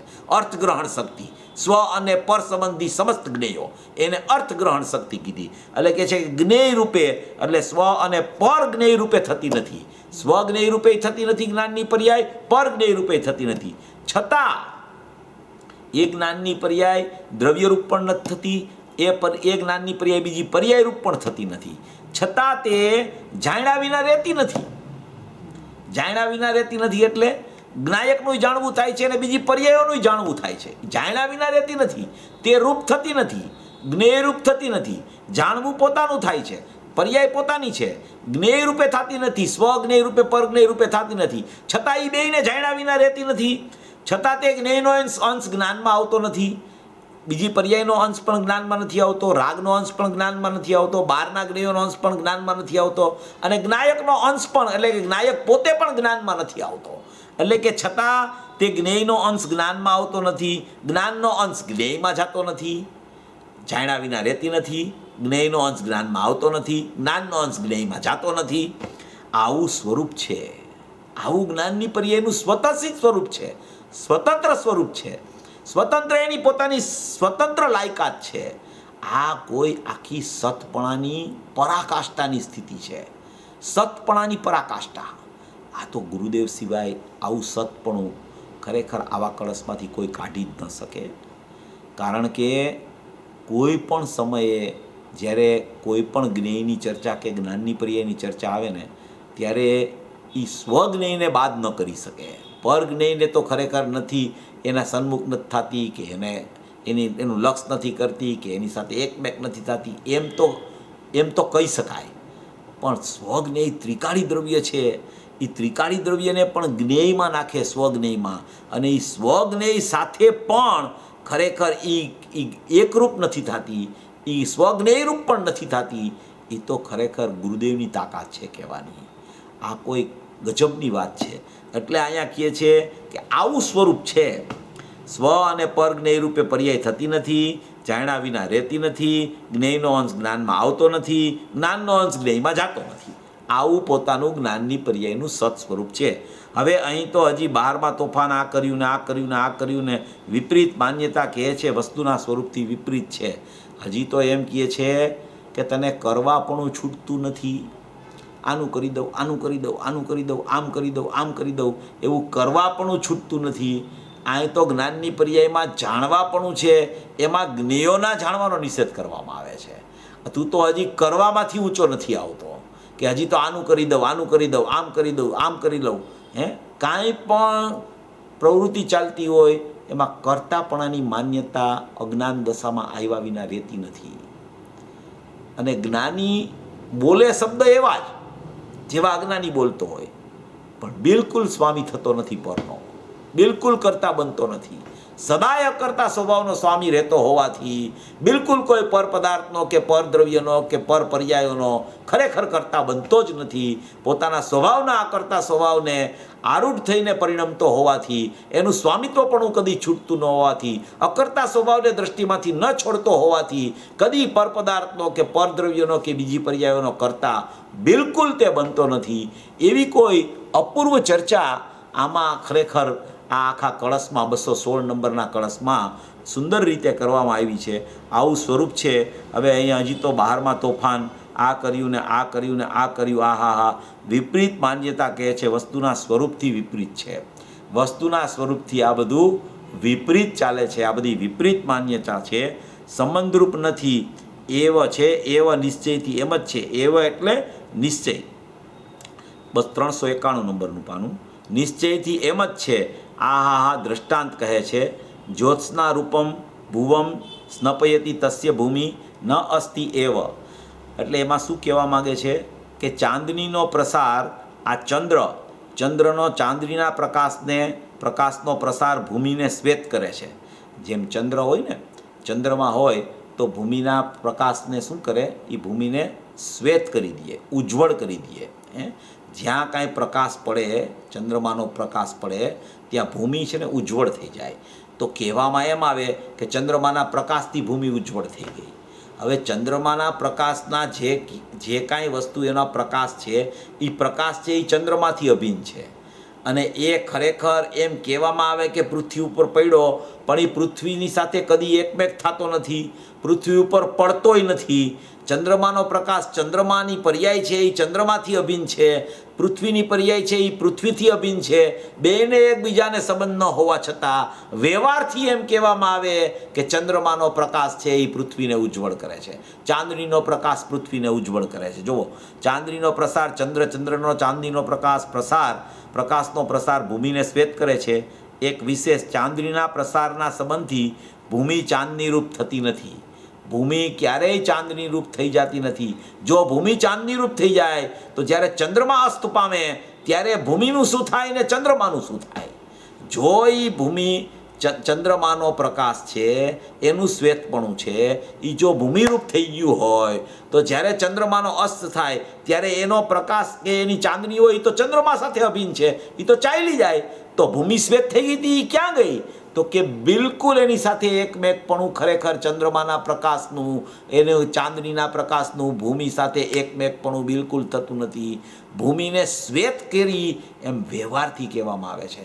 જેમ દ્રષ્ટાંત આવે છે ને, આ ખડીની ગાથા આવે ને, ખડીની સેટિકાની ગાથા 356 થી 365, એમાંથી આ ઉદાહરણ એમાંથી આવ્યું છે કે ખડી શું કરે છે કે ખડી ભીતને સફેદ કરે છે. કે ભીત એકદમ કાળી હોય અને કાળી ભીત ઉપર તમે જ્યારે ખરેખર ખડી એટલે કે સફેદ ચૂનો, એટલે કે હવે તો સફેદ કલર થઈ ગયા, હવે તો ચૂનો કોઈ વાપરતું નથી, કે સફેદ કલર તમે ભીત ઉપર લગાવી દો, ભીત છે કાળી, ભીત એકદમ કાળી છે, ભીતનું કાળાપણું છે અત્યારે, અને અત્યારે કલર છે એ ડબ્બામાં પડ્યો છે સફેદ કલર, તો કલર સફેદ ડબ્બામાં પડ્યો છે ત્યારે તો એ કલર સફેદ છે અને ભીત કાળી છે, બરાબર છે. એમ ચાંદનીનો પ્રકાશ છે એ ચંદ્રમામાં પડ્યો છે ત્યાં સુધી તો આ પૃથ્વી છે એ કાળી દેખાય છે અને ચંદ્રમા શ્વેત દેખાય છે, પણ જ્યાં ઓલા ડબ્બામાંથી કલર કાઢી અને ભીતમાં લગાવવા માંડે તો ભીતની કાળપ ચાલી જાય છે અને ભીત સફેદ દેખાવા માંડે છે. એમ ચંદ્રમાનો પ્રકાશ, ચાંદનીનો પ્રકાશ જ્યાં પૃથ્વી ઉપર પડે છે ત્યાં અહીંયા છે ને સફેદાઈ દેખાવા માંડે છે. તો એ ખરેખર એ જે પ્રકાશ ચાંદનીનું જે શ્વેતપણું આવ્યું છે એને કારણે ભૂમિ શ્વેત થઈ ગઈ છે, જેમાં કલર સફેદ લાગ્યો માટે દિવાલ છે એ સફેદ થઈ ગઈ છે. તો કે દિવાલ કદી સફેદ થતી નથી. જો દિવાલ સફેદ એક સમય માટે પણ થઈ જાય તો ખરેખર તારા કલરની છે ને કલરનો નાશ થઈ જાય. દિવાલ, કાળી દિવાલ સાથે જો કલર એકમેક થઈ જાય તો કલરનું અસ્તિત્વ જ ન રહે, કલરની સત્તા ખરેખર ચાલી જાય, અને કલરની સત્તા જો ભીતની સત્તા રૂપે થઈ જાય તો ભીતની કાળપની સત્તા છે એનો નાશ થઈ જાય, અને કલરની ધોળપ સત્તા છે એનો પણ નાશ થઈ જાય, તો ભીત ત્યારે જ ખરેખર સફેદ થઈ શકે. તો કે પણ અમને તો એમ જ દેખાય છે કે ભાઈ આ ભીત સફેદ થઈ ગઈ, પહેલાં અમે કાળી જ જોતા હતા અને હવે અમે સફેદ જોઈ છીએ, તમે એમ કેવી રીતે કહો છો કે એ થઈ જ નથી ભીત સફેદ? તો કે થોડીક છે ને વરસાદ આવવા દે હમણાં થોડોક, જ્યાં વરસાદ આવશે ને જ્યાં ભીત ધોવાણી ને ત્યાં પાછી કાળી થઈ જશે ભીત. શું કામ કાળી થઈ ગઈ ભીત? કારણ કે એ કલર મારેલો હતો કે ચૂનો મારેલો હતો એ ખરેખર ભીતને અડ્યો જ નહોતો, ભીતને સ્પર્શ જ નહોતો થયો. એમ આ ચાંદનીનો પ્રકાશ પૃથ્વીને સ્પર્શો જ નથી. જ્યાં ચાંદનીનો પ્રકાશ જ્યાં ચાંદનીમાં વિલીન થઈ જાય છે ત્યાં પૃથ્વી જ્યાં જેવી હતી એવી દેખાવા માંડે છે. એટલે એ વ્યવહારથી એમ કહેવામાં આવે છે કે ખરેખર ચાંદની છે એ ખરેખર પૃથ્વીને શ્વેત કરે છે. બે દ્રવ્ય જુદા છે, બેની સત્તા જુદી છે, એકબીજાને બિલકુલ સંબંધ થતો નથી, ક્યારેય પણ સંબંધ થતો નથી, થયો નથી અને થવાનો નથી. એમ અહીંયા બતાવવા માગે છે કે ચાંદનીના પ્રસારથી ભૂમિ ચાંદની રૂપ થતી નથી, ચાંદનીના પ્રકાશથી ભૂમિ ચાંદની રૂપ થઈ નથી, તેમ ચાંદનીનો પ્રકાશ ભૂમિ રૂપે પણ થયો નથી. જો બે દ્રવ્યને તમે એક કરો તો એવું સંભવિત છે, પણ બે દ્રવ્ય તો કદી એક થઈ શકતા નથી. એક દ્રવ્ય બીજા દ્રવ્ય રૂપે કદી થઈ શકતું નથી. એમ બે દ્રવ્યની ભિન્નતા આમાં બતાવવા માગે છે. આહા, તેમ ચાંદનીનો પ્રકાશ ભૂમિને સ્પર્શ્યો કે અડ્યો પણ નથી, શ્વેત કરે છે એમ તો લખ્યું છે. મુમુક્ષુ એમ પ્રશ્ન કરે છે કે તમે સીધી ના પાડી દો છો, પણ અહીંયા એમ લખ્યું છે કે શ્વેત કરે છે.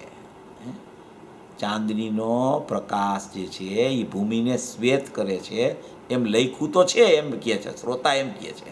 શ્રોતાએ પ્રશ્ન કરવાવાળા બુદ્ધિગમ્યવાળા હોય ને બહુ, એટલે એવો પ્રશ્ન એને ઘણા ચાલુ થઈ જાય કે ભાઈ આમાં લખ્યું તો છે.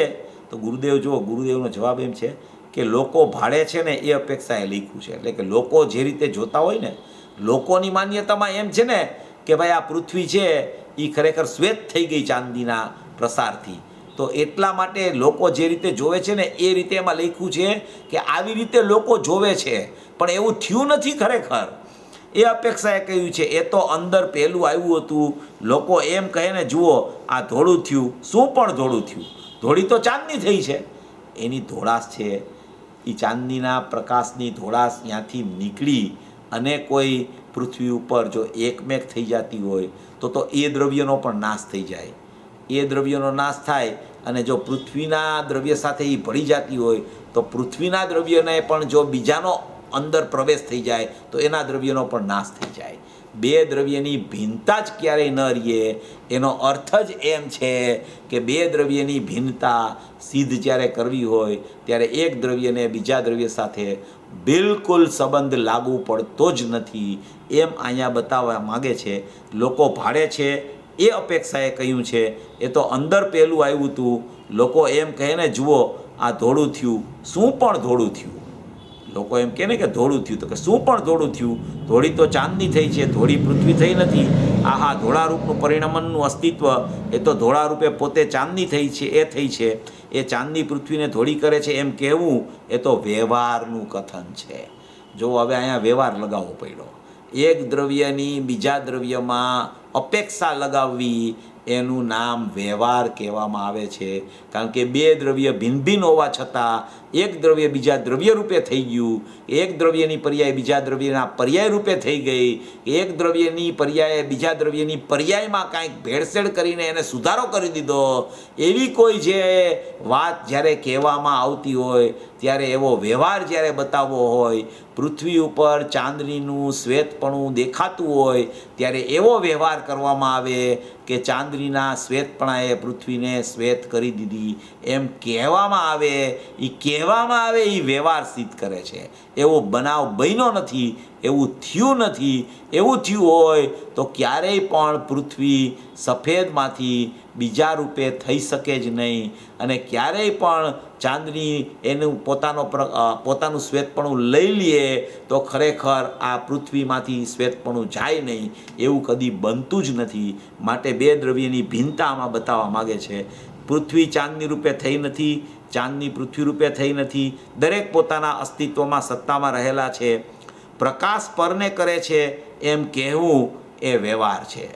પરને પ્રકાશ કરે છે એટલે કે પરને પ્રકાશે છે આ, એટલે કે એનો પ્રકાશ આમાં વયો જાય છે એમ કહેવું એ વ્યવહાર છે. શું કીધું? તો કે ખડીના દ્રષ્ટાંતે કીધું છે. શ્રોતા કહે છે એટલે કે છે આ ખડીનો દાખલો. ખડી ભીતને અડતી નથી, ખડીમાં રહીને ધોળપને પ્રસરે છે. એ ભીતને ખડીએ ધોળી કરી નથી, તેમ ભીત ધોળા રૂપે થઈ નથી, એટલે ધોળાની અવસ્થામાં ભીત આવી નથી. આવું છે. મૂળ તત્વદર્શીનો વિષય ઘણો સૂક્ષ્મ છે. પહેલાં તો બે દ્રવ્યની ભિન્નતા જ બેસવી જીવને મુશ્કેલ છે. બે દ્રવ્યની ભિન્નતા પહેલાં બેસે ને તો જ એને ખરેખર દ્રવ્ય પર્યાયની ભિન્નતા બેસે. દ્રવ્ય પર્યાયની ભિન્નતાની ચર્ચા કરે પણ બીજા પર દ્રવ્યમાં એકત્વ બુદ્ધિ છૂટતી ન હોય તો પહેલાં તો બે દ્રવ્યની ભિન્નતાનો પાઠ ગુરુદેવે વર્ષો સુધી આપ્યો. એક દ્રવ્ય બીજા દ્રવ્યને સ્પર્શતું નથી, એક દ્રવ્ય બીજા દ્રવ્ય રૂપે થતું નથી. હવે પૂતગલ ને જીવ બે એક ક્ષેત્રાઓ ગાહે રહેલા છે અત્યારે. કોઈ પણ પૂતગલની અવસ્થામાં, શરીરની અવસ્થામાં કાંઈ પણ પ્રક્રિયા ભજે તો જીવનું જ્ઞાન તરત જ એ પરદ્રવ્યમાં ઓતપ્રોત થઈ જાય છે. કારણ કે એ મારું જ માન્યું છે. એને એ મારું માનીને જ પરિણમે છે. એ મારું માનીને પરિણમે છે એટલે એને બે દ્રવ્યની એકત્વ બુદ્ધિ જ પહેલાં તો છૂટતી નથી. હવે એ પર્યાય અને દ્રવ્યની ભિન્નતા તો ઘણી દૂર રહી ગઈ. પેલા આ જ બે દ્રવ્યની ભિન્નતા જ પહેલાં તો છૂટતી નથી. એક દ્રવ્ય બીજા દ્રવ્યનું કરે એ જ પહેલામાં પહેલો મોટો ન્યાય છે. એ પણ બેસાડવો કઠણ છે અંદર. હજી ઘણીવાર દ્રવ્ય પર્યાયની ભિન્નતા વિકલ્પાત્મક દશામાં ખ્યાલમાં આવી જાય છે, પણ જીવ પૂતગલની ભિન્નતા એ તો ખરેખર એકત્વ બુદ્ધિ એવી છે કે જ્યાં પૂતગલમાં કાંઈક પરિણમન વિપરીત થવા માંડે પોતે ધાર્યું હોય એના કરતાં તરત જ એકત્વ બુદ્ધિ થઈ જાય છે. આને દેહાધ્યાસ કહેવામાં આવે છે. દેહાધ્યાસ જ્યાં સુધી જીવનો છૂટતો નથી ત્યાં સુધી તત્વ એને ખરેખર અંદર પરિણમવા માટે સમર્થ નથી બની શકતું. એટલે અહીંયા બે દ્રવ્યની ભિન્નતાનું પ્રકરણ પૂજ્ય ગુરુદેવશ્રી પણ કહે છે કે ભીતને ખડીએ ધોળી કરી નથી, તેમ ભીત ધોળા રૂપે થઈ નથી, એટલે ધોળાની અવસ્થામાં ભીત આવી નથી. આવું છે. મૂળ તત્વદ્રષ્ટિનો વિષય ઘણો સૂક્ષ્મ છે. એ વિષય અત્યારે આખો પડ્યો રહ્યો. બહારમાં બધું હાલમ હોલ, આહા અરે આવી જિંદગી મળી, આવું મનુષ્યપણું મળ્યું, એમાં વાસ્તવિક તત્વની વ્યવસ્થા અને અવસ્થા એનું જ્ઞાન યથાર્થ ન થાય તો એના જન્મ મરણ નહીં મટે. આહા શું તો મુમુક્ષુ કહે છે કે બધાને લાગુ પડે એવું છે. તો ગુરુદેવ કહે છે કે આ બધાને લાગુ પડે, ન સમજે એને બધાને લાગુ પડે. શ્રીમદે પણ આ દાખલો આપ્યો છે પુસ્તકમાં. આ ચાંદનીના અને પ્રકાશનો એના 500 ઉપરનો કોઈ પત્ર છે એમાં આ દાખલો છે. ચાંદનીનો પ્રકાશ પૃથ્વીને ધોળી કરે છે એમ કહેવું એ તો નિમિત્તનું કથન છે. ચાંદની પૃથ્વીને અડી નથી અને પૃથ્વી ચાંદનીના પ્રકાશમાં આવી નથી અને અડી નથી. એમ ભગવાન આત્માનો જ્ઞાનનો પર્યાય જ્ઞેયને જાણતા જ્ઞેય રૂપે થયો નથી. જ્ઞેયને જાણવાનું, જ્ઞાનને જાણતા જ્ઞેયનું જાણવું થઈ જવા છતાં એ જ્ઞેય રૂપે ખરેખર જ્ઞાનનો પર્યાય થતો નથી. તેમ તે જ્ઞેય જ્ઞાન રૂપમાં આવ્યું નથી. ખરેખર તો જ્ઞાન જે જ્ઞેયને જાણે છે તે જ્ઞેયને અડતું નથી. એટલે કે પોતે સ્વદ્રવ્ય અને ગુણ, એટલે કે જ્ઞાન જેને જાણે છે એને બિલકુલ એ અડતું નથી. તો કે એની જ્ઞાન પર્યાય સિવાયની બધી પર્યાયો છે એને પણ એ અડતું નથી. હવે એ પેરેગ્રાફ આપણે પછી લઈ લેશું. એ પેરેગ્રાફ થોડો સમજવા જેવો છે. એટલે અહીંયા બે દ્રવ્યની ભિન્નતા બતાવે છે. આગળ એને સ્વદ્રવ્ય પરદ્રવ્યની ભિન્નતા જ્ઞાનની પર્યાયથી બતાવી, જ્ઞાનની પર્યાયનું સતપણું બતાવ્યું. મૂળ આ કળશમાં જ્ઞાનની પર્યાયનું સતપણું સિદ્ધ કરવું છે, નિરપેક્ષપણું સિદ્ધ કરવું છે, જ્ઞાનની પર્યાય પોતાથી પરિણમે છે એમ સિદ્ધ કરવું છે, તેને કોઈ જ્ઞેયની કે જ્ઞાયકની અપેક્ષા નથી સિદ્ધ કરવું છે. જ્ઞાનની પર્યાયને સતપણે જે જીવ જોવે છે, નિરપેક્ષ જે જીવ જોતા શીખી જાય છે, એ જ્ઞેયોથી વ્યાવૃત થઈ જાય છે. જ્ઞેયોથી વ્યાવૃત થતાં એ જ્ઞાનની પર્યાયમાં સતપણામાં આવી જાય છે.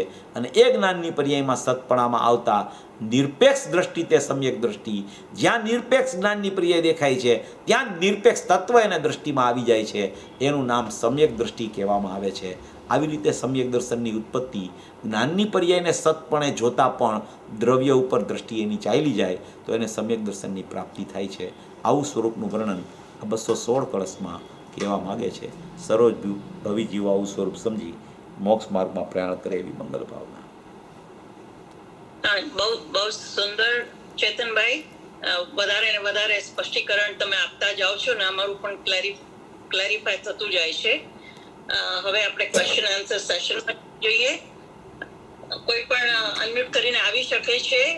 ઓનલી ખાલી ધ્યાન એટલું રાખજો કે એક સવાલ પૂછીને એક ફોલોઅપ પૂછજો ને પછી બીજાને ચાન્સ આપજો ને પછી ટાઈમ રહેશે તો પાછું તમે પૂછી શકશો. ઓકે, તો અનમ્યુટ કરીને જેને પણ ક્વેશ્ચન પૂછવો એ આવી જાય.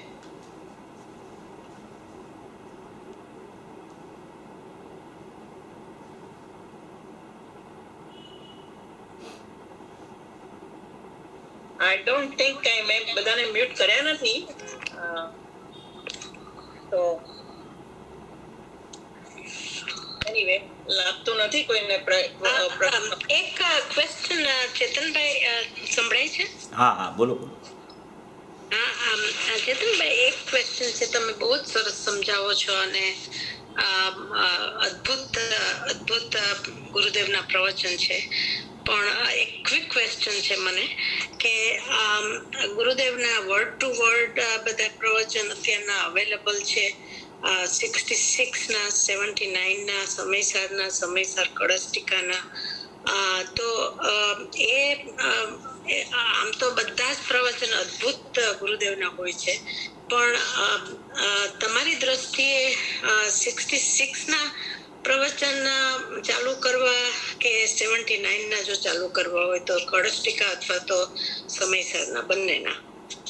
એટલે એમાં એવું છે કે તમે કોઈ પણ વારના પ્રવચન ગુરુદેવના સાંભળો, એમાં કાંઈ એવું નથી હોતું કે આ વખતના સારા ને આ વખતના આવા, એવું કાંઈ નથી હોતું. કોઈ વખતમાં સ્પષ્ટીકરણ, જેમ કે 15મી વખતના સમયસારના પ્રવચન છે તો ગુરુદેવનો ત્યારે સ્પષ્ટીકરણ કરવાનો કાળ ખૂબ લાંબો હતો.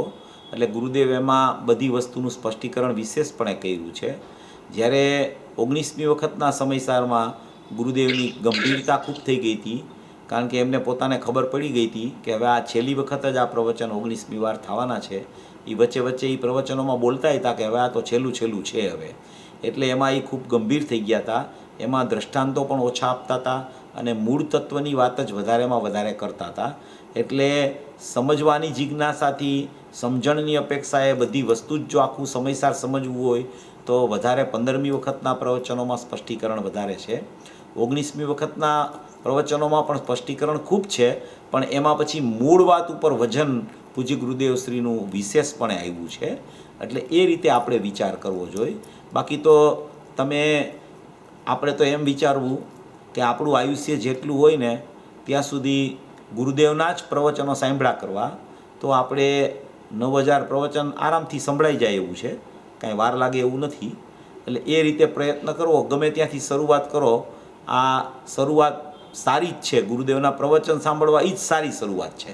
એટલે કોઈ પણ પ્રવચન તમે સાંભળો કોઈ કળશ ટીકાનું જ સાંભળો કે સમયસારનું જ સાંભળો કે કોઈ આ ગ્રંથનું જ સાંભળો એવું નથી.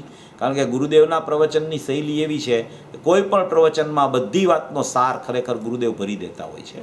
એટલે તમને 66ની સાલના સાંભળો હોય કળશ ટીકાના તો એ પણ સંભળાય. આ 77ની સાલના છે એ પણ ખૂબ સારા છે.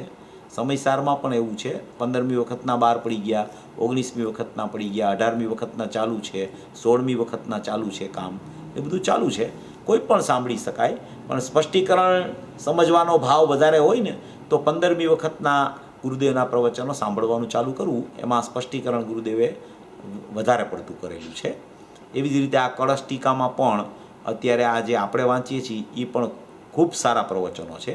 કારણ કે જ્યારે છેલ્લા પ્રવચનો ગુરુદેવના કોઈ પણ તમે સાંભળો ને તો એમાં એનો 45 વર્ષનો નિચોડ આવતો હોય.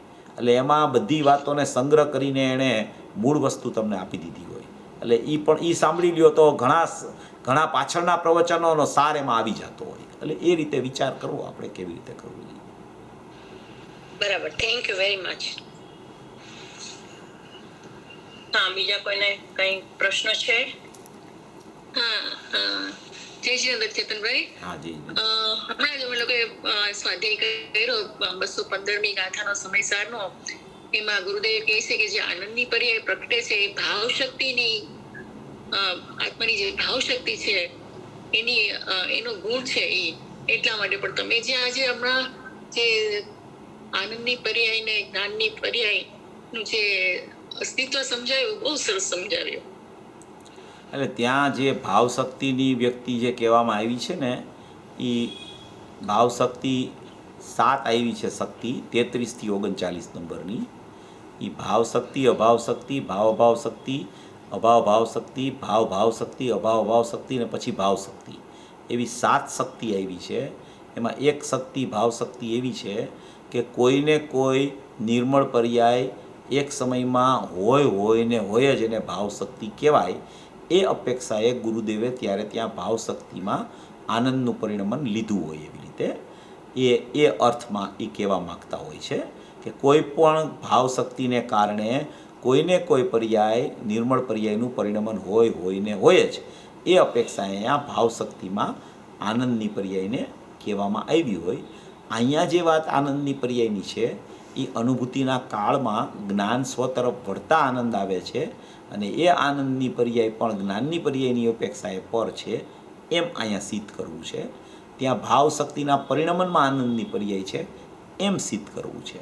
એટલે અલગ અલગ જગ્યાએ અલગ અલગ વસ્તુથી સિદ્ધ કરવાની પદ્ધતિ હોય. જે વિષય ચાલતો હોય એ રીતે એને સિદ્ધ કરતા હોય. એ રીતે આપણે સમજીએ તો આપણને ખ્યાલમાં આવી જાય શું કહેવા માગે છે. હા, બરાબર છે. હા, પણ આ તમે 215 કળશ, આપણે 215-16 કળશ લઈએ છીએ. તમે ગાથાની વાત કરતા હતા. કળશ એ ગાથામાં પણ આવે છે. 215ની ગાથા છે સમયસારની. આજે લોકોએ કરી એનો એમાં ભાવ શક્તિનું ને આનંદની પર્યાયનું આવ્યું હતું. અચ્છા, ઓકે. આવતું હશે. નિર્જરા અધિકાર છે. હા, નિર્જરા બરાબર છે. પૂન પાપ ને આહાર ને પાણીની વાત આવે છે ને એની પછીની ગાથા છે એ બરાબર છે. ખ્યાલ છે. જ્ઞાની કેવી રીતે જાણે છે પૂન પાપ આહાર ને પાણીને, એ ગાથાઓ આવે છે ને એના પછીની 215મી ગાથા છે એમાં આવે છે. બરાબર. Very good. હેલો ચેતનભાઈ, જય જીનેન્દ્ર. હા, જય જીનેન્દ્ર.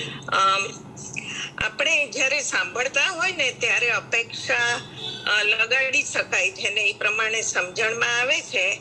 પણ જ્યારે દ્રષ્ટિનો વિષય જ્ઞાનની પર્યાયમાં આપણે કોન્સન્ટ્રેટ કરીએ અને પછી ઘણીવાર લાંબો વખત રહી ન શકે ને બીજા ભાવમાં જતો રહે તો ત્યારે જે ભેદ જ્ઞાન કરીએ છીએ એ ભેદ જ્ઞાન ત્યારે એટલી ઉપયોગમાં સૂક્ષ્મતા નથી હોતી. ખાલી સ્વભાવથી જ કે શક્તિઓથી કરીએ છીએ કારણ કે બધું સાંભળેલું છે. પણ જે તમે સ્પેસિફિક જ્યારે કહો છો ને અપેક્ષા વર્તી ત્યારે ભેદ જ્ઞાનમાં એવું ઉપયોગ સૂક્ષ્મ નથી થતો તો એમાં ભૂલ થઈ જાય ખરી.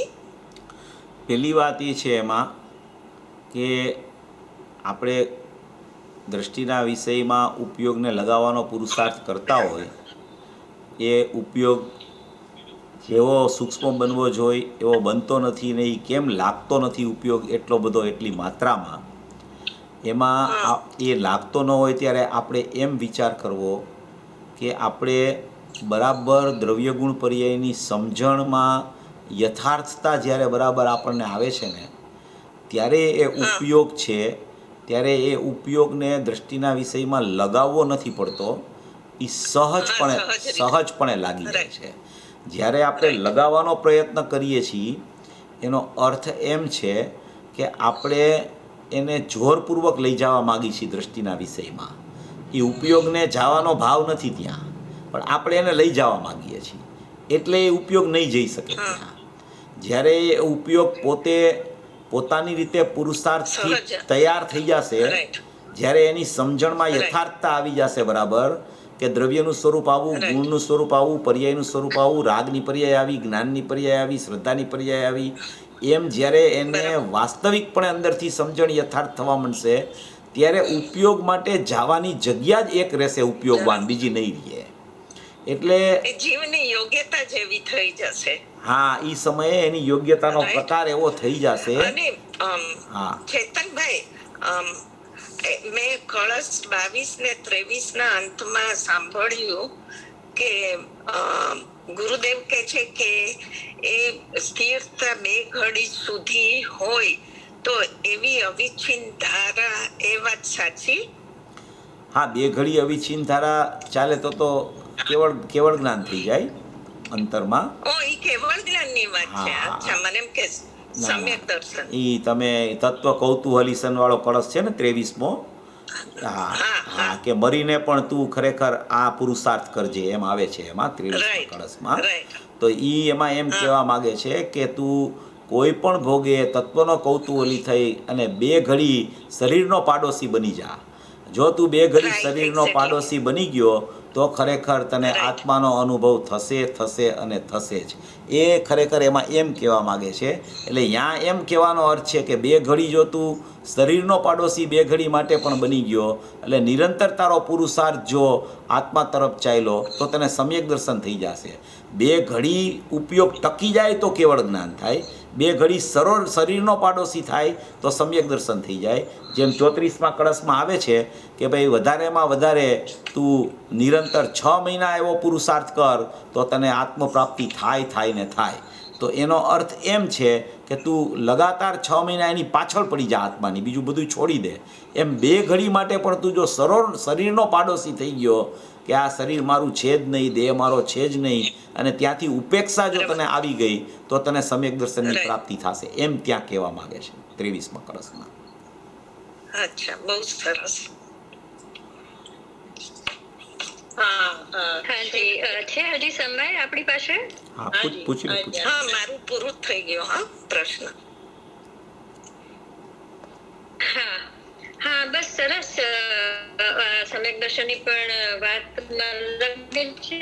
17-18મી ગાથામાં ઉલ્લેખ આવ્યો છે આવી રીતે 2 ઘડી. આ વાત મને એ રીતે તમે હમણાં જેમ કીધું ને દેહાધ્યાસ, દેહનો પાડોશી બની જા, 23મા કળશમાં સ્પષ્ટીકરણ આવ્યું કે 23મા કળશમાં જ આવે છે. 23મા, હા, 23મા કળશમાં જ છે. બરાબર. મને છે ને થોડોક તૂટક આવે છે અવાજ તમારો. મારો અવાજ આવે છે? હા, આવે છે, બરાબર છે, આવે છે ને? ઓકે. હવે બીજું, મારે તમે જે શરૂઆતમાં આનંદની પર્યાયની ને વાત કરી, એમાં મારે એક જસ્ટ શરૂમાં તો આનંદને હું લક્ષણ, લાઈક સમ્યક દર્શનનું લક્ષણ, પણ એ વાત તમે આજે કરી નહોતી, તો એનું જરા સ્પેસિફિક કે આનંદને તો આપણે લક્ષણ ન બનાવી શકીએ ને, ઉપયોગને જ લક્ષણ બનાવી શકીએ. આનંદનું લક્ષણ એટલે કારણ કે સમ્યક દર્શનમાં આનંદની મોહરછાપ લાગ્યા વગર સમ્યક દર્શન કહેવાતું નથી, પણ લક્ષણ તો એને ન કહી શકીએ, રાઈટ? આપણે લક્ષણ નથી, લક્ષણ તો જ્ઞાન જ હોય હંમેશા આત્માનું લક્ષણ જ્ઞાન, અને એ જ્ઞાન લક્ષણમાં જ આત્મા લક્ષ થાય. લક્ષણ તો જ્ઞાન સિવાય કોઈ હોય જ નહીં આત્માનું. પણ આનંદને શા માટે એની મોરછાપ કહેવામાં આવે છે કે આનંદ વગરનું જ્ઞાન છે ને એ જ્ઞાન નથી કહેવાતું. જ્યારે આનંદવાળું જ્ઞાન થાય ને એને જ ખરેખર જ્ઞાન કહેવામાં આવે છે. ત્યાર પહેલાં એ જ્ઞાન નથી, ત્યાર પહેલાં એનું નામ અજ્ઞાન છે. એટલે આનંદની સાથે જોડાયેલું જ્ઞાન જે હોય છે, જેમાં આનંદ આવી જાય છે, એને ખરેખર વાસ્તવિક જ્ઞાન કહેવામાં આવે છે.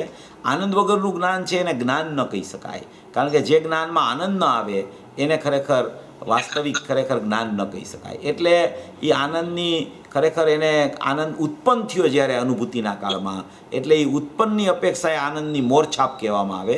લક્ષણ તો જ્ઞાન જ હોય નિયમથી. લક્ષણ મેં કીધું નથી, લક્ષણ તો જ્ઞાન જ હોય હંમેશા. જ્ઞાન કહો કે ઉપયોગ કહો તો તમે જ્ઞાન કયો, જ્ઞાન કયો, જ્ઞાનની પર્યાય કયો, ઉપયોગ લક્ષણ કયો, ચેતના કયો, જે કયો એ બધું એક જ છે, એમાં ફેર નથી કાંઈ. બધું પર્યાયવાચી છે. ઓકે ઓકે, સરસ. અને હવે બીજા કોઈને ન પૂછવું હોય તો મારે છેલ્લી વાત કરી હતી એક પ્રશ્ન. મારે એક જ પ્રશ્ન એવો થાય છે કે આ દેહાધ્યાસ 2 ઘડી સુધી છૂટવો ત્યારે જ સમ્યક દર્શન થાય એવો નિયમ છે? ના ના, એવું ન હોય. એવું ન હોય કે બે ઘડી એને દેહાધ્યાસ છૂટે તો જ સમ્યક દર્શન થાય, એવું ન હોય. સમ્યક દર્શનની કોઈ એવી કોઈ શરત નથી હોતી. પણ એમ આચાર્ય ભગવાન તો એમ કહે કે તને અનાદિનો અભ્યાસ શરીરનો છે તો શરીરનો પાડોશી તું 2 ઘડી તો થતા શીખ, એમ કહેવા માગે છે અહીંયા.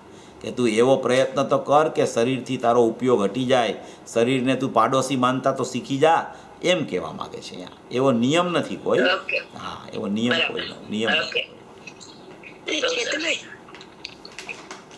આપણે નિશ્ચય જ્યારે નિર્વિકલ્પ દશા થઈ ત્યારે કહ્યું કે નિશ્ચય કહેવાય. તો નિશ્ચય તો પ્રમાણનું થયું ને, તો એ નીકળી ન જાય જ્યારે નિર્વિકલ્પ દશા થાય ત્યારે તો પ્રમાણનું ન રહે ને. નિર્વિકલ્પ દશા થાય ત્યારે વાસ્તવિક પ્રમાણ થાય. વાસ્તવિક પ્રમાણમાં દ્રવ્ય અને પર્યાય એ બેય છે ને એક સાથે હોય, તેને નિર્વિકલ્પ પ્રમાણ કહેવાય. અને એ નિર્વિકલ્પ પ્રમાણમાં બેયને નિશ્ચય કહેવાય, બેમાંથી કોઈને વ્યવહાર ન કહેવાય. કારણ કે એમાં બેયમાં અભેદતા હોય છે, ત્યારે એ નિશ્ચય જ છે આખો, એમાં કોઈ વ્યવહાર કે કોઈ નિશ્ચય એવું નથી. એ તો જ્યારે બહાર આવે વિકલ્પાત્મક દશામાં ત્યારે એ પછી પર્યાયને વ્યવહાર કહે અને દ્રવ્યને નિશ્ચય કહે. અંદરમાં અનુભૂતિના કાળમાં નિશ્ચય વ્યવહાર કાંઈ હોતું જ નથી, બધોય નિશ્ચય જ છે. કારણ કે એમાં બધી જગ્યાએ આત્મા જ પ્રસરેલો છે, બીજું કાંઈ હોતું નથી. એટલે પણ તો લાલચંદભાઈ નો દ્રવ્ય સ્વભાવ પર્યાય સ્વભાવમાં તો એમ કે છે કે નિશ્ચય પણ ના રહેવું જોઈએ. ના, એવું ન કીધું હોય. તમે જરા વાંચજો બરાબર. એવું હું સમજી છું, એટલે મને ચોખવટ કરવી છે. તમે એ મને પેજ નંબર આપજો, હું તમને કહીશ એમાં શું કહેવા માંગે છે. એવું ન કીધું હોય. અનુભૂતિના કાળે એમાં પછી એમાં એમ કહ્યું હતું કે જ્યારે તમે શ્રેણી ચડો ત્યારે એ પણ જતું રહે. એટલે એનો કહેવાનો આશય એમાં બીજી અપેક્ષા હોય. શ્રેણી ચડો ત્યારે કોઈ ઉપયોગ તમારો ક્યાંય બીજે ન હોય, અંદરમાં એકરૂપ થઈ ગયો હોય, ત્યારે એ ખરેખર જ્ઞાયકને નિશ્ચય જ કહેવાય. પર્યાય અભેદ થાય તો એને નિશ્ચય કહેવાય. એ જ્ઞાનની પર્યાયનો નિશ્ચય કહેવાય, ઓલો દ્રવ્યનો નિશ્ચય કહેવાય. બેય નિશ્ચય ભેગા થાય ત્યારે જ અનુભવ થાય. એક વ્યવહાર હોય ને એક નિશ્ચય હોય ત્યારે અનુભવ ન થાય કોઈને. એ બધું એના ઘણી વસ્તુની અપેક્ષા હોય. તમે મને પેજ નંબર આપજો એટલે હું તમને કહીશ એમાં શું કહેવા માંગે છે. બહુ સરસ થઈ ગયો. હાજી, કોઈને છે નહીં તો મનીષાબેન પૂછી લે, બીજા કોઈને ન હોય તો. હા, કોઈને ન હોય તો તમે જે છેલ્લે વાત કરી ને કે દ્રવ્ય અને પર્યાયની વિકલ્પાત્મકમાં સમજણ આવી જાય છે, પણ જીવ અજીવનું જે દેહાધ્યાસ છૂટતો નથી અને ત્યાં કર્તૃત્વ છે, તો એ અમારે એ કઈ રીતના પ્રયોગો કરવા ને એની જો તમે નેક્સ્ટ ટાઈમમાં લઈ શકો, કારણ કે વેરી વેરી ઇમ્પોર્ટન્ટ લાગે છે મને. હા, લઈ લેશું આપણે આવતી વખતે, ચોક્કસ લઈ લેશું આવતી વખતે, જરૂર. હા, તો મને લાગે છે હવે આપણે સમય અહીંયા પૂરો જ કરીએ છીએ. ખાલી એક જ વાત કહી દઉં, આપણે તમે જે કહ્યું ને પહેલી દેહાધ્યાસ માટે 2 ઘડી એ ભેદ જ્ઞાનનો અભ્યાસ છે, અને જ્યારે બીજી જે 24 ઘડી આપણે 2 ઘડીની વાત કરીએ છીએ સ્થિરતાનું છે, જ્યારે કેવળ જ્ઞાન થાય છે. હા બરાબર? હા એમ જ એકદમ બરાબર. હા, ઓકે. હવે આજે તમે બીનાબેનનો લાભ મળે તો એમનો અથવા તમારો જીનવાણી માટે અથવા બંને. હા અહોપકાર જીનવરનો કુંદનો ધ્વનિ દિવ્યનો જીન કુંદ ધ્વનિ આપ્યા અહો આ ગુરુ કાનનો જીન કુંદ ધ્વનિ આપ્યા અહો આ ગુરુ રાજનો जावाणी के ज्ञान से सूझे लोकालोक सोवाणी मस्तक नमो सदा देतो दो. 9 વાર નમોકાર મંત્ર.